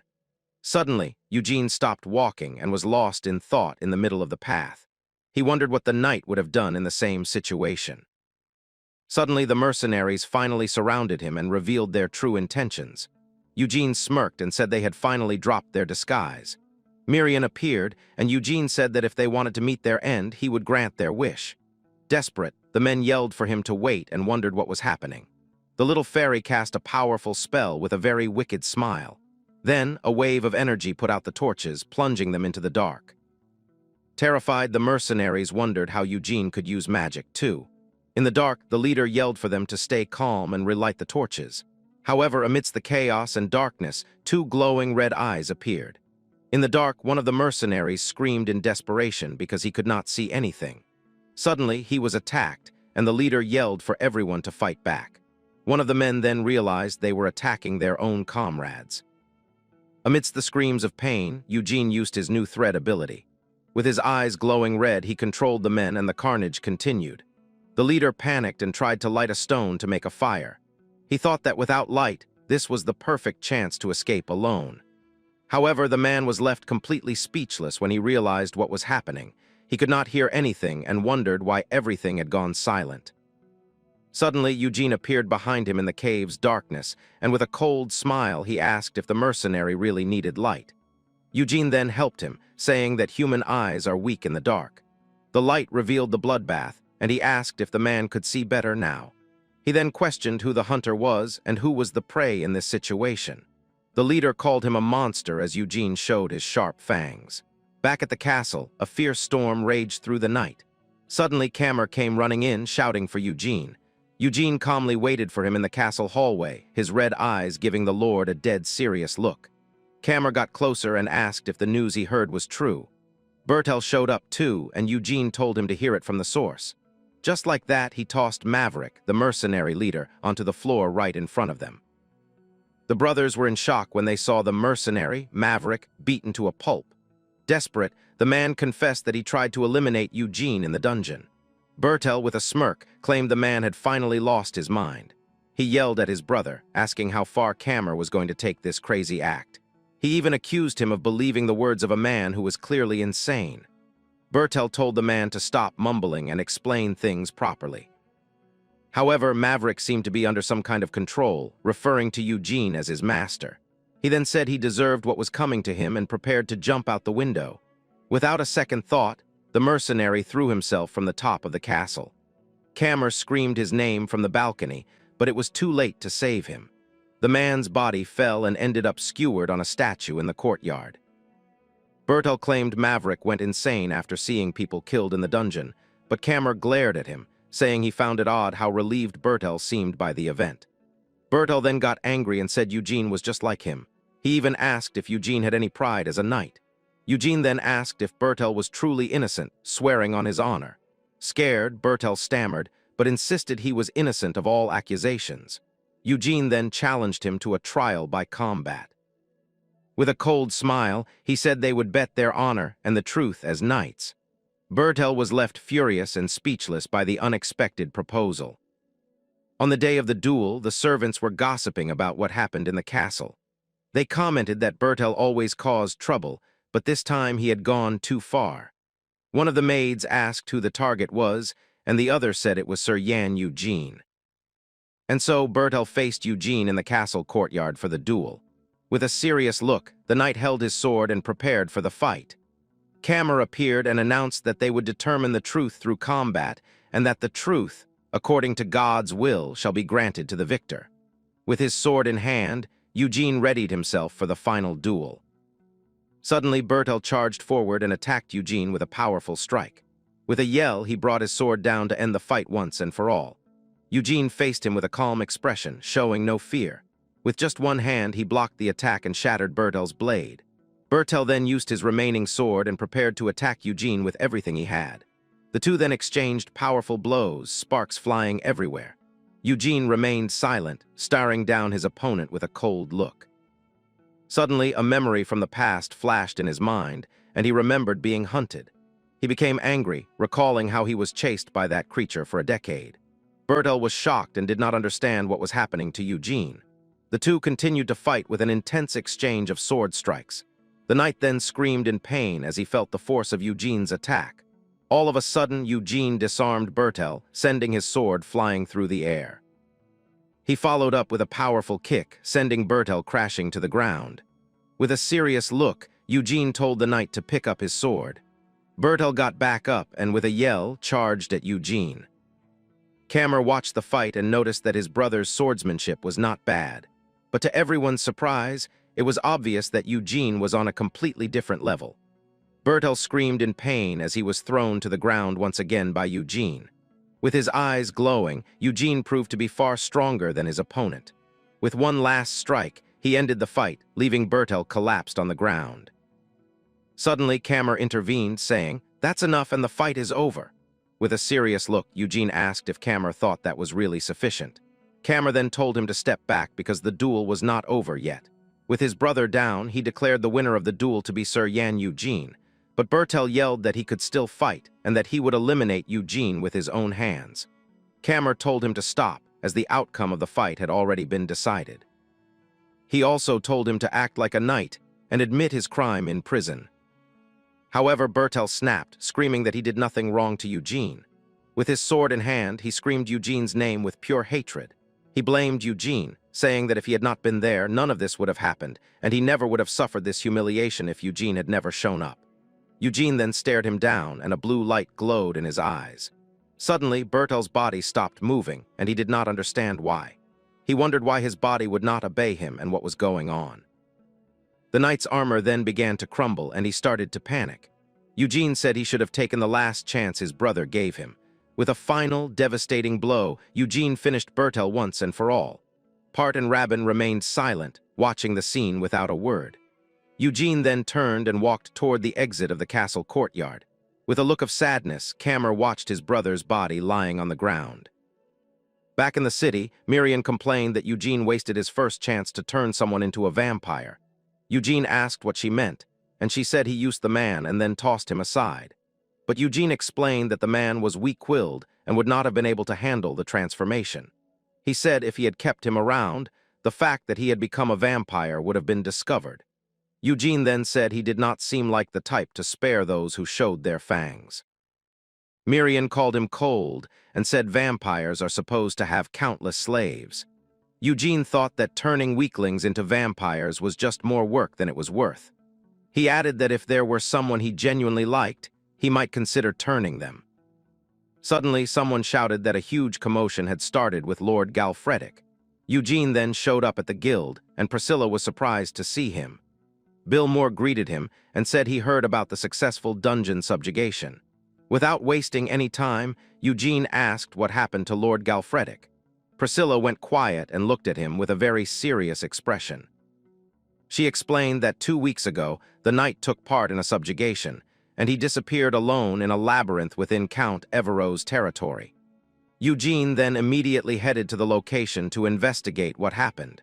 With a determined look, he prepared to search for his old comrade. Once in the city, Eugene entered a mansion and was greeted by a nobleman. The man introduced himself as Lord Jevin Evero and welcomed Eugene. Eugene greeted him, and the lord invited him in to talk. Jevin Evero, the eldest son of the Evero family, seemed quite friendly. He explained that Galfredic's greed led him to enter the upper levels of the labyrinth alone. Eugene repeated his words with a very suspicious look. Jevin confirmed it, saying that, unfortunately, they had not touched that place in over 100 years. Jevin explained that the master of the labyrinth, who ruled the place, resided there. Suddenly, another man appeared and said Galfredic caused trouble for everyone. Jevin then introduced him as Sir Lugitz, a knight from his domain. The man greeted Eugene and said he heard about their duel. With a smile, he revealed that the two of them had something interesting in common because he was the winner of the family tournament and had defeated Galfredic as well. Jevin then apologized and said this only showed how valuable the missing knight was. He then asked if Eugene and the knight shared a deep friendship. Eugene confirmed it with a cold look, and Miriam got annoyed with him. Jevin said he would give Eugene his full support for coming all this way for a friend. He explained that if the search went on for more than a month, they would declare Galfredic deceased. He also revealed that 3 weeks had already passed, and there was no hope left. Eugene stared at the Lord with a serious and determined look, and without wasting time, got up to leave for the labyrinth immediately. Jevin then said he would have a subjugation party ready in 3 days, and asked Eugene to rest and recover from his long journey. Eugene thanked him and said there was one more thing he needed. They had hired a mage and would bring her along to help with the search. Back in the city, Miriam complained that the new armor was huge and looked goofy. She also got annoyed with Jevin, saying he had no manners at all. Eugene then thought that there was more than one thing fishy about that story. He remembered that Galfredic was about to receive a title and had no reason to take such a risk.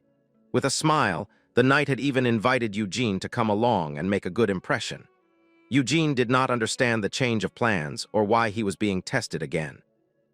He knew the knight was not the type to risk everything for a moment of greed. Suddenly, a man shouted that the Messiah was coming, getting everyone's attention. He said, "The goddess of victory will descend to destroy the land, as the prophecy says, and the disaster has already begun with animals dropping dead near the labyrinth." Miriam then realized they were talking about Eugene and got confused. The man then yelled for everyone to offer flesh and blood as a sacrifice. He claimed that if they did, the Messiah would descend and save the tainted land. Miriam was annoyed by the scene, and Eugene observed that the city felt wrong. A young man then handed Eugene a flyer and told him to believe, because the gods were angry. Eugene read about the dying animals and the crumbling labyrinth. He wondered if it was the work of monsters and why Galfredic went in alone. Without wasting time, he told Miriam they were heading to the labyrinth right now. He then found a mage and told her that 3 days was too long and they would go alone. Suddenly, the mage said she never thought she would see a vampire in a place like this. Eugene was shocked and wondered how she figured out his true identity. With a slight smile, the mage taunted him further, saying he was just walking around in broad daylight. Eugene became angry and grabbed the mage hard by the throat.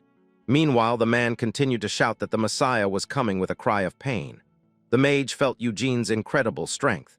With his red eyes, Eugene asked how she recognized him so quickly, and he threatened her, saying he would snap her neck if she did not answer. The mage stammered that she would talk, but needed him to let her go. With great difficulty, she revealed it was because of Eugene's blood shadow. Miriam then said the name sounded familiar and seemed to remember something. Suddenly, the fairy screamed as she realized where she knew that name from. Desperate, she yelled for Eugene to stop and not to eliminate the mage because she was a mage and part of the Blood Shadow School. She explained that they were a group of mages who had served vampires for generations. With the force of his grip, the mage ended up passing out in his arms. Waking up, she complained that she could not answer if he did not let go. Eugene then apologized and said he was starting to talk like a villain. The mage then formally introduced herself as Siri Rory of the Shadow School. She revealed that because of the school's nature, they could sense the presence of a vampire. She also revealed she was looking for him at the request of the young master, Jevin. Angrily, Eugene thought he was going to shut Galfredic's mouth when he found him. Serena then revealed she was in the subjugation party when Galfredic vanished. Eugene asked for more details. She explained she needed monster spoils, so she signed up for the subjugation of the Evero Count's labyrinth. Since the place was known for being treacherous, everyone was moving forward with confidence. Suddenly, an earthquake shook the labyrinth and the ground began to tremble. The floor then collapsed and she almost fell, but someone grabbed her at the last second. It was Sir Galfredic, who was guarding the rear of the group at that moment. He saved her but ended up falling into the abyss in her place, into the darkness. After escaping, she heard the others blaming the knight for the earthquake, saying that he opened the gate to the upper levels, causing the whole disaster. Serena said she thought about telling Eugene the truth since he was his friend. Eugene then realized the story was different from what Jevin told him, and he wondered if the Lord lied, or if he got false information from someone. Suddenly, Siri revealed she saw something strange in that moment of chaos. At the bottom of the abyss where the knight fell, she saw a huge eye drawn there. Eugene was surprised, and she confirmed that it was indeed an eye. She also reminded him of the cultists who were handing out flyers in the square, and that the image on the flyer was the same one she saw at the bottom of the abyss. Meanwhile, in a dark place, the cultists worshipped the image of the giant eye. One of them said that the Messiah who would lead them to salvation would soon awaken. At the entrance of the labyrinth, one of the men reported that the provisions were stocked. Lujitz then asked Eugene how he felt about reuniting with his comrade. Eugene replied that he just hoped he did not have to carry a body back. The knight then said Galfredic was not the type to go down easily. Lujitz even laughed and said Eugene had a lot of faith in his friend. Eugene thought that he had wanted to enter the labyrinth sooner, but he needed to keep an eye on that scumbag Lujitz just in case. He knew the knight had survived for 3 weeks and could last another 3 days. Suddenly, a group of Templars appeared and greeted Eugene. They introduced themselves as Templars from the monastery of House Evero and said it was an honor to serve alongside such a pious knight. Miriam had to hold back her laughter, hearing them call a vampire pious. Lujitz was surprised, as it was rare for Templars to take an interest in a knight, and with a smirk, he wondered if Eugene was some kind of vampire paladin. At the entrance of the labyrinth, Eugene called Part over for a talk. They then set up camp, and Eugene told them not to let their guard down. Miriam was fascinated by the place, saying it was overflowing with mana energy. Part said the place was strange and seemed designed for survival. Eugene thought that if the worst happened, he could hide here to survive. Suddenly, Lujitz appeared and said it was the perfect place for scoundrels to hide. Lujitz praised Eugene, saying his skills were impressive. With a smile, he told Eugene not to be so impatient and that the person he needed to trust most right now was himself. Eugene then said that for a mapped-out place, they were having a lot of casualties. Lujitz laughed and said, "They are merely sacrifices offered to the labyrinth." Suddenly, Eugene's eyes started glowing red, and to everyone's surprise, a strong earthquake shook the entire structure. Lujitz yelled for everyone to hold on as the labyrinth structure began changing. With a smirk, Lujitz said the place where Galfredic fell was right here. He then revealed that this zone, where the walls constantly shift, was also the shortcut to the upper levels they were looking for. Serena said that this earthquake was the same one as before. Lujitz then stopped in one spot, and Eugene asked where the shortcut was with a malicious grin. The knight said the shortcut was right where he was standing. Eugene then realized it was a trap and braced for the worst. Suddenly, enormous gears emerged and changed the entire layout of the place. Eugene held on to avoid falling into the dark abyss of the cavern and realized it was not a natural earthquake. It was all a trap. Serena then called out to him and pointed at something in the middle of the darkness. With his red eyes, Eugene stared at what was coming toward them. To his astonishment, he found Galfredic tied up and severely injured. Without a second thought, Eugene rushed forward to save his friend. He got closer and realized the severity of the knight's injuries. Upon touching his face, Eugene sensed that something was very wrong. With his red eyes, he realized the knight was still alive. Suddenly, Miriam warned him that something felt off about this place. The fairy said she felt a different presence coming from beneath the cavern floor. A strong gust of wind then started blowing from an unknown direction. Everyone wondered where that powerful wind was coming from. From the depths of the abyss, a red light emerged, illuminating the darkness. With its glowing eyes, a giant creature began to rise. The monster revealed itself with an enormous body and purple flames all over. Before them appeared the fearsome Minotaur, the master of this labyrinth. Serena screamed in terror, and Eugene told her to protect the knight. The Minotaur attacked with full force, and Eugene charged into battle. With a leap, he dodged the blow and prepared to attack the creature. With his sword in hand, he readied himself to face the giant monster. Eugene then unleashed all his power, and a red light emanated from his body. Serena screamed in fear upon seeing the raw strength of Eugene's attack. With its giant axe in hand, the Minotaur got ready to attack with everything it had. Eugene braced for the worst. A red light then glowed, and the creature launched a powerful attack. The energy wave destroyed everything and sent Eugene and Galfredic flying. Galfredic was then thrown into the air, and Eugene was shocked by the scene. Without a second thought, he lunged forward to try and save his friend from the fall. He reached out his hand but could not get to him in time to save him. Desperate, Eugene screamed his friend's name as he fell. Suddenly, he was stopped by a spell and did not understand what happened. With his eyes glowing, Eugene wondered what the meaning of this was. Serena then warned him that the monster was a high-level minotaur and that even a vampire would be eliminated if they faced it head-on. With a look of rage, Eugene glared at her, his sharp fangs showing. With her dagger ready, she prepared herself, and the two faced off with serious expressions. Eugene then said she had crossed the line and called her by her name. Serena apologized, saying she could not just watch a vampire jump to his doom, and that attacking a minotaur head-on offered a minimal chance of victory. She added that if he wanted to save the knight, he needed to keep a cool head. The mage wondered if the labyrinth was even big enough to house a minotaur. Eugene stared at a blue light that appeared on the wall. Lujitz then said he did not know the mage was capable of using earth magic. He added that she survived thanks to Galfredic and that she was a weirdo. Ciri then glared at Lujitz with rage and called out his name with pure hatred.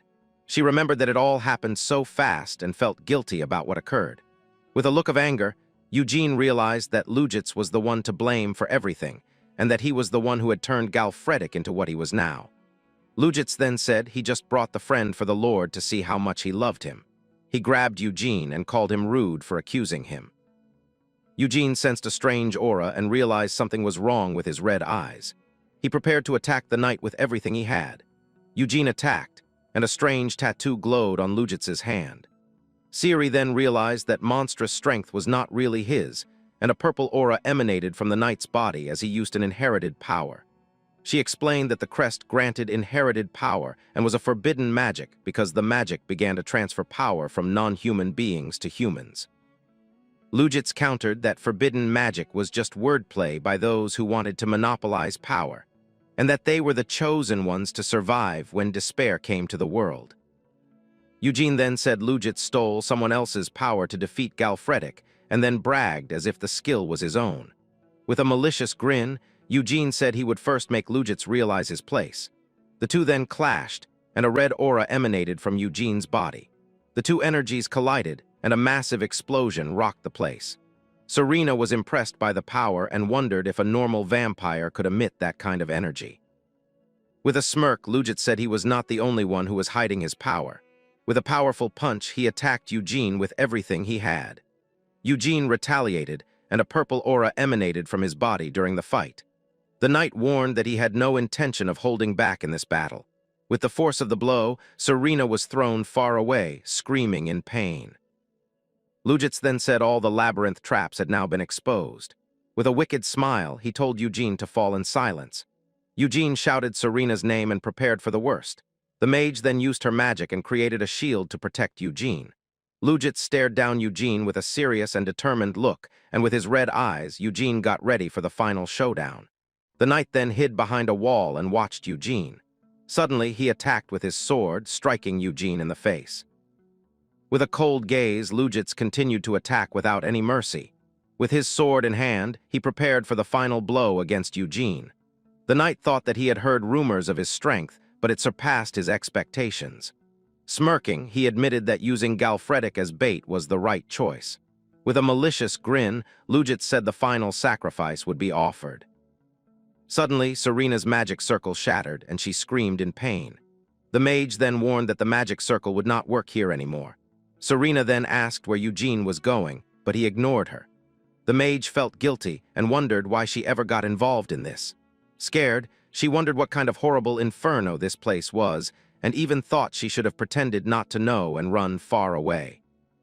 Suddenly, she saw Eugene holding Galfredic in his arms. Eugene was carrying the knight, who was all beaten up and unconscious. He then asked the mage if she could save his friend's life. Eugene glared at Siri and said that was not an answer to his question. Scared, the mage stayed silent, not knowing what to say to him. She then said she would do her best and used her magic to heal him. Miriam appeared and warned that there was no way out of this place. She said the place seemed like the end of the labyrinth, an isolated boss room. The fairy said that was what she wanted to warn him about earlier because she could not control anything here, even as a water spirit, and that the pool of blood had a different and strange consistency. Eugene stared at the pool with a serious and suspicious look and wondered if those eyes were what the mage saw at the bottom of the abyss. Eugene then asked why she could not control the pool of blood. Suddenly, a blood monster began to form from the pool on the ground. The creature rose and stared at Eugene with an empty gaze. To everyone's surprise, the minotaur also regenerated and got back on its feet. Eugene told Miriam to find an opening for them to escape. He faced the giant monster and prepared for the battle to come. Siri continued to heal Galfredic, who was still unconscious. With his red eyes, Eugene decided he needed to immobilize the monster. With his sword in hand, he charged and attacked the creature with everything he had. Eugene used his ability, and a series of red claws appeared. The attack hit the minotaur dead on, but it did not seem to feel a thing. Eugene continued to attack with all his strength and power. He used his ability again, attacking the monster with claws of blood. Suddenly, his sword broke, and he was shocked by the enemy's resilience. With a serious look, Eugene clutched the broken blade in his hand. The creature prepared to attack, and a yellow light glowed in its mouth. With a swift movement, Eugene dodged the energy blast. With a leap, he closed in on the monster for a close-quarters attack. Eugene landed a powerful punch on the giant creature's face. With another leap, he prepared to attack the minotaur with all he had. He realized that a normal sword could not even scratch the monster. With his hand glowing red, he decided he would make do with what he had. He created a new blade of blood and prepared for combat. With his new weapon in hand, Eugene faced the creature seriously. He charged and used a blood spear to attack the minotaur.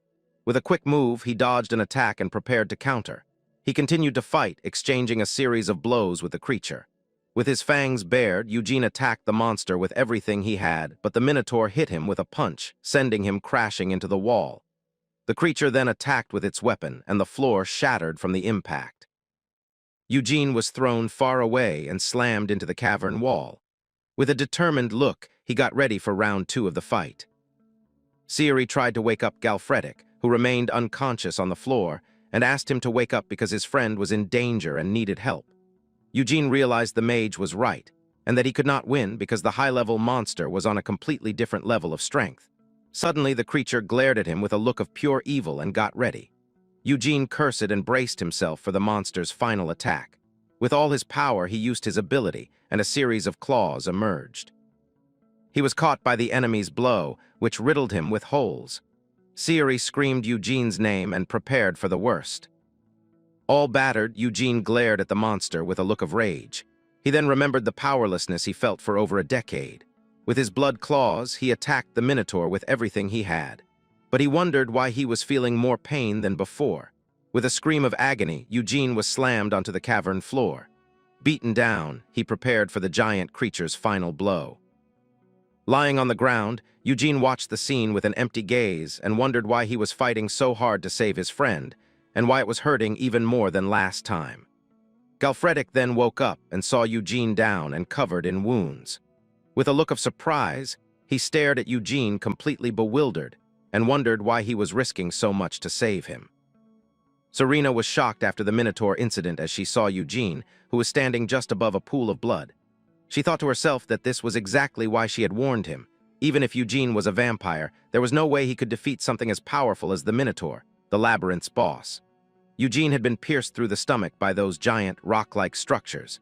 Meanwhile, Serena was sitting right in front of Galfredic, knowing there was nowhere to run. She wondered if she was really going to die as the Minotaur started charging a purple fire attack from its mouth.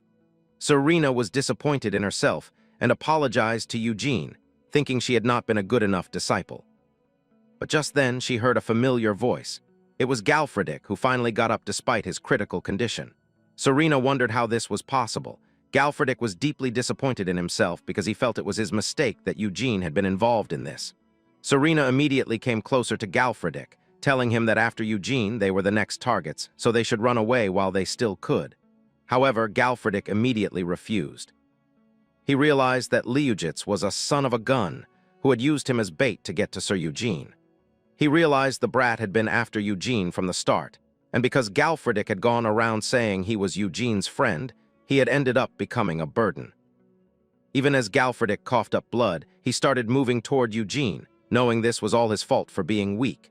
He remembered that their friendship could have ended as quickly as it began, but because of Eugene's inner and physical strength, Galfredic had been impressed and instantly charmed. He did not want to let go of the opportunity to be friends with such a good guy. Galfredic wanted to become someone strong enough to stand by Eugene's side, but now it was all over. Galfredic jumped straight into the attack that was supposed to finish off Eugene.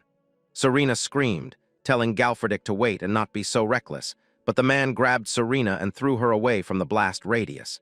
He immediately apologized to Eugene for what he was about to do.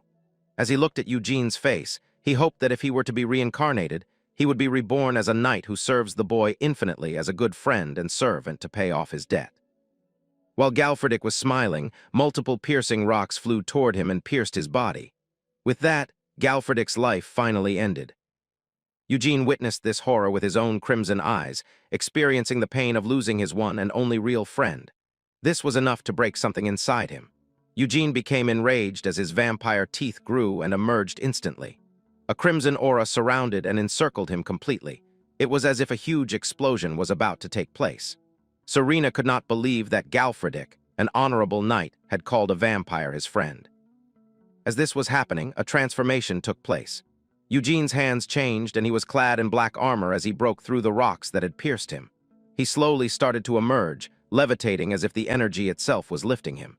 He was being healed completely, and his crimson eyes slowly but surely turned black. Even the Minotaur was shocked, unable to penetrate the barrier created by the transformation. In an instant, Eugene flashed through the monster and mercilessly cut off one of its hands, making it incapable of attacking. Eugene landed on the sacrificial altar, revealing his new look in its full glory, a new vampire crown, multiple sharp teeth, and completely crimson eyes. The blood pool started rising toward the sacrificial altar. As the boy looked at his hands, Serena witnessed everything, wondering why Eugene's body was going through such a change.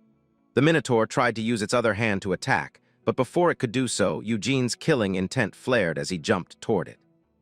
Serena noticed that even the blood puddles in the surroundings were reacting to Sir Eugene, making him completely different from ordinary vampires. Serena let out a nervous, dangerous, but excited laugh as she realized she might have just witnessed something historical, an awakening. As the blood reacted to Eugene, he materialized an energy ball in his hand. Getting ready to defeat the monster in one blow, the energy bubble turned into a blade. Eugene slashed through the air, cutting the Minotaur in half, severely damaging the creature and stunning it momentarily. Suddenly, multiple eyes of the labyrinth started opening. As one of them fully opened, the whole labyrinth started shaking.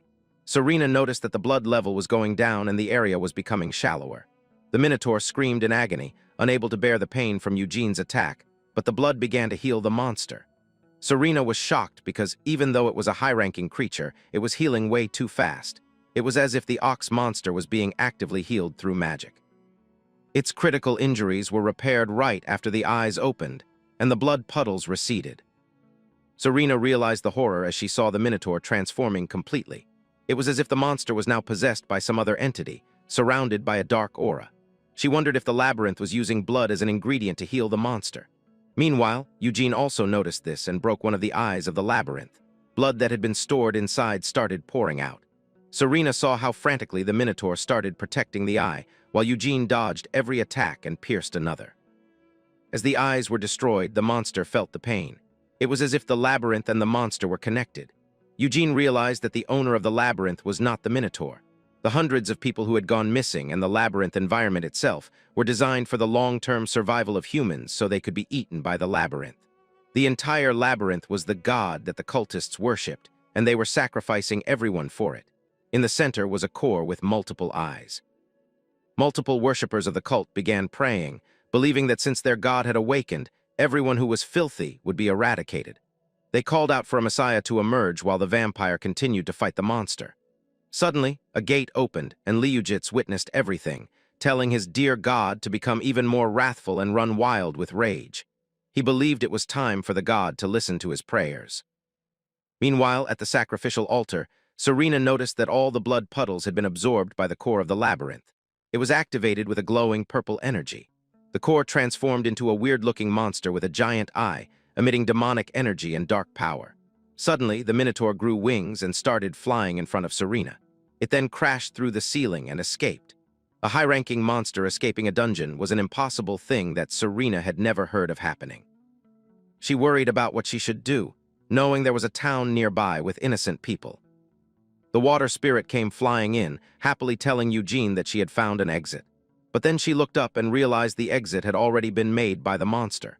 As the place started collapsing, the spirit teleported in front of Eugene, telling him they had to get out of there. But she saw that the boy was enraged. His crown started disappearing as he looked at his good friend, now lifeless but still wearing a smile. The fairy wondered what Eugene was going to do. Eugene was grieving deeply, and even Serena was surprised to see a vampire grieving for a human. Eugene looked into the eyes of the man he considered a true friend. Serena realized that Eugene was someone of noble blood who had hidden his identity. Finally, we see that Eugene was actually going to inject his blood into Galfredick through his sharp teeth, trying to save him. As the scene shifts, we see that it was a crimson moon in the environment, and the Minotaur flew out of the dungeon with insane flashing speeds as he was still possessed. And having flames all around his body, the Minotaur landed onto a cliff and saw the human town nearby as it started screaming with the core also possessing him, signifying the control as it burned all around the edges. The crimson moon was clearly visible to everyone, while the humans were scattered around the place, doing their usual things, unaware of what was going to happen to them. Then we go to a flashback where we see Eugene standing while Serena wondered if the boy had ever heard of the Origin vampires. Because Origins are the highest ranked and most noble vampires, and even when Serena did not know when he first met her.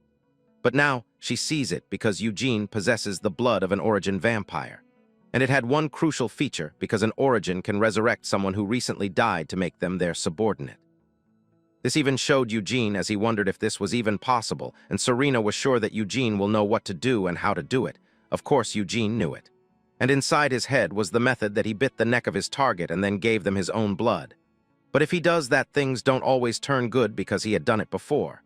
But the puppet's mind could not handle it, and most humans were like that, and even Serena knew it. However, she thought that it might be different for Galfredick, because she had heard from her masters that if a person with good mental fortitude takes in an Origin's blood, then they keep their sanity as well as their abilities from when they were human, believing that it was worth a try. But still, Serena noted a problem that Galfredick was an honorable knight, so he might consider everything an insult to be given a second life as a vampire, which would go against his honor. And if that happens, then Galfredick might end up attacking them instead. Serena wondered about what Eugene thought about this proposition, and even the boy knew that he had never told his friend who he was or what his origins were. And there's no way for him to know about how Galfredick feels about vampires.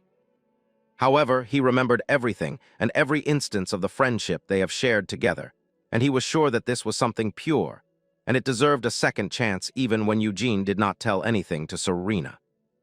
He knew that there was no other way than to just ask Galfredick after he was resurrected, and as the boy bit his friend, We come back to the present where we see that after the bite happened, something changed inside Eugene as he noticed that instead of him having to take efforts to inject his blood, Galfredick was sucking the blood of the vampire like crazy, and it was going in too quickly, and he cannot even take his teeth out. He was commencing the inheritance ritual. But it was affecting Eugene too, as the subject was turning into the Lord's possession under the ritual of blood. The subject's soul will belong to the Lord, and all of the subject's power shall also belong to the Lord, which was called inheritance. And we see that Galfredick's whole body was rejuvenated with new blood. It was the same thing that was happening while Eugene transformed into a new vampire form, and Serena was witnessing the whole thing all over again. While we see that Galfredick was now having an explosion-like feel with multiple crimson beams shooting through him, and the explosion was so insane that it made a red beam that fired through the sky, shining the whole area like crazy.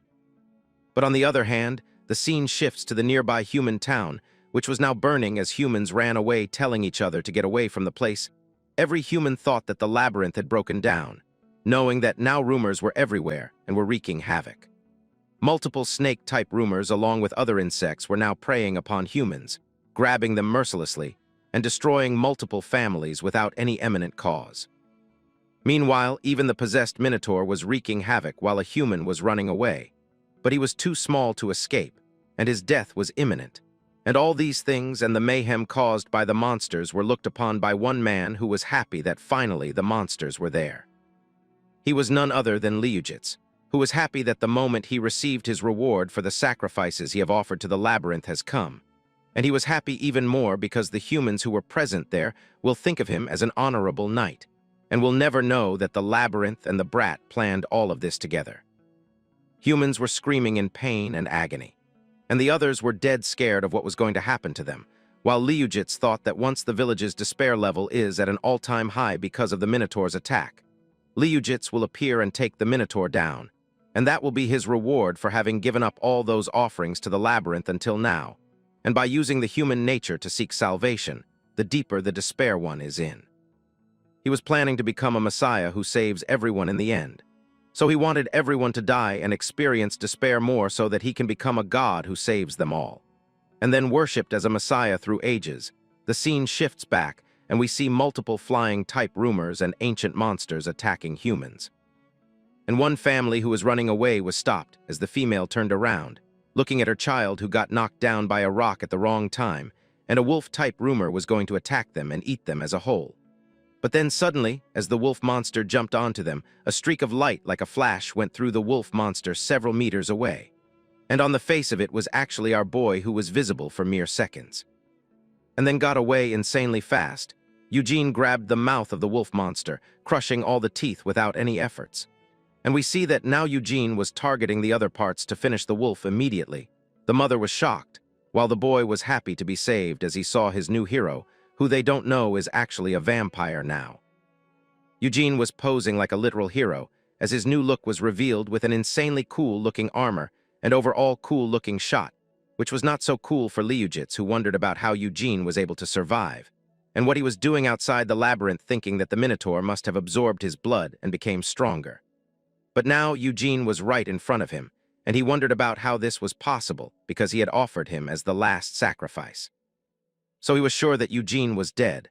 Now Liujits' mind was going crazy as he wondered about how the boy is alive, and here right now wondering if he suddenly became stronger on the brink of death, or something else, knowing that if that is true, then he wondered if Eugene was even human to begin with, but then was interrupted by our boy, who turned towards the brat. Wondering if Javin even knows about the fact that Liujits was the one who caused all this mess to begin with, and even when the brat was shocked, the boy was smiling, telling him that it does not matter now, because he is going to pay the price for his sins right there. And just as Eugene said so, someone else with crimson eyes appeared right behind the brat, ready to sever his head.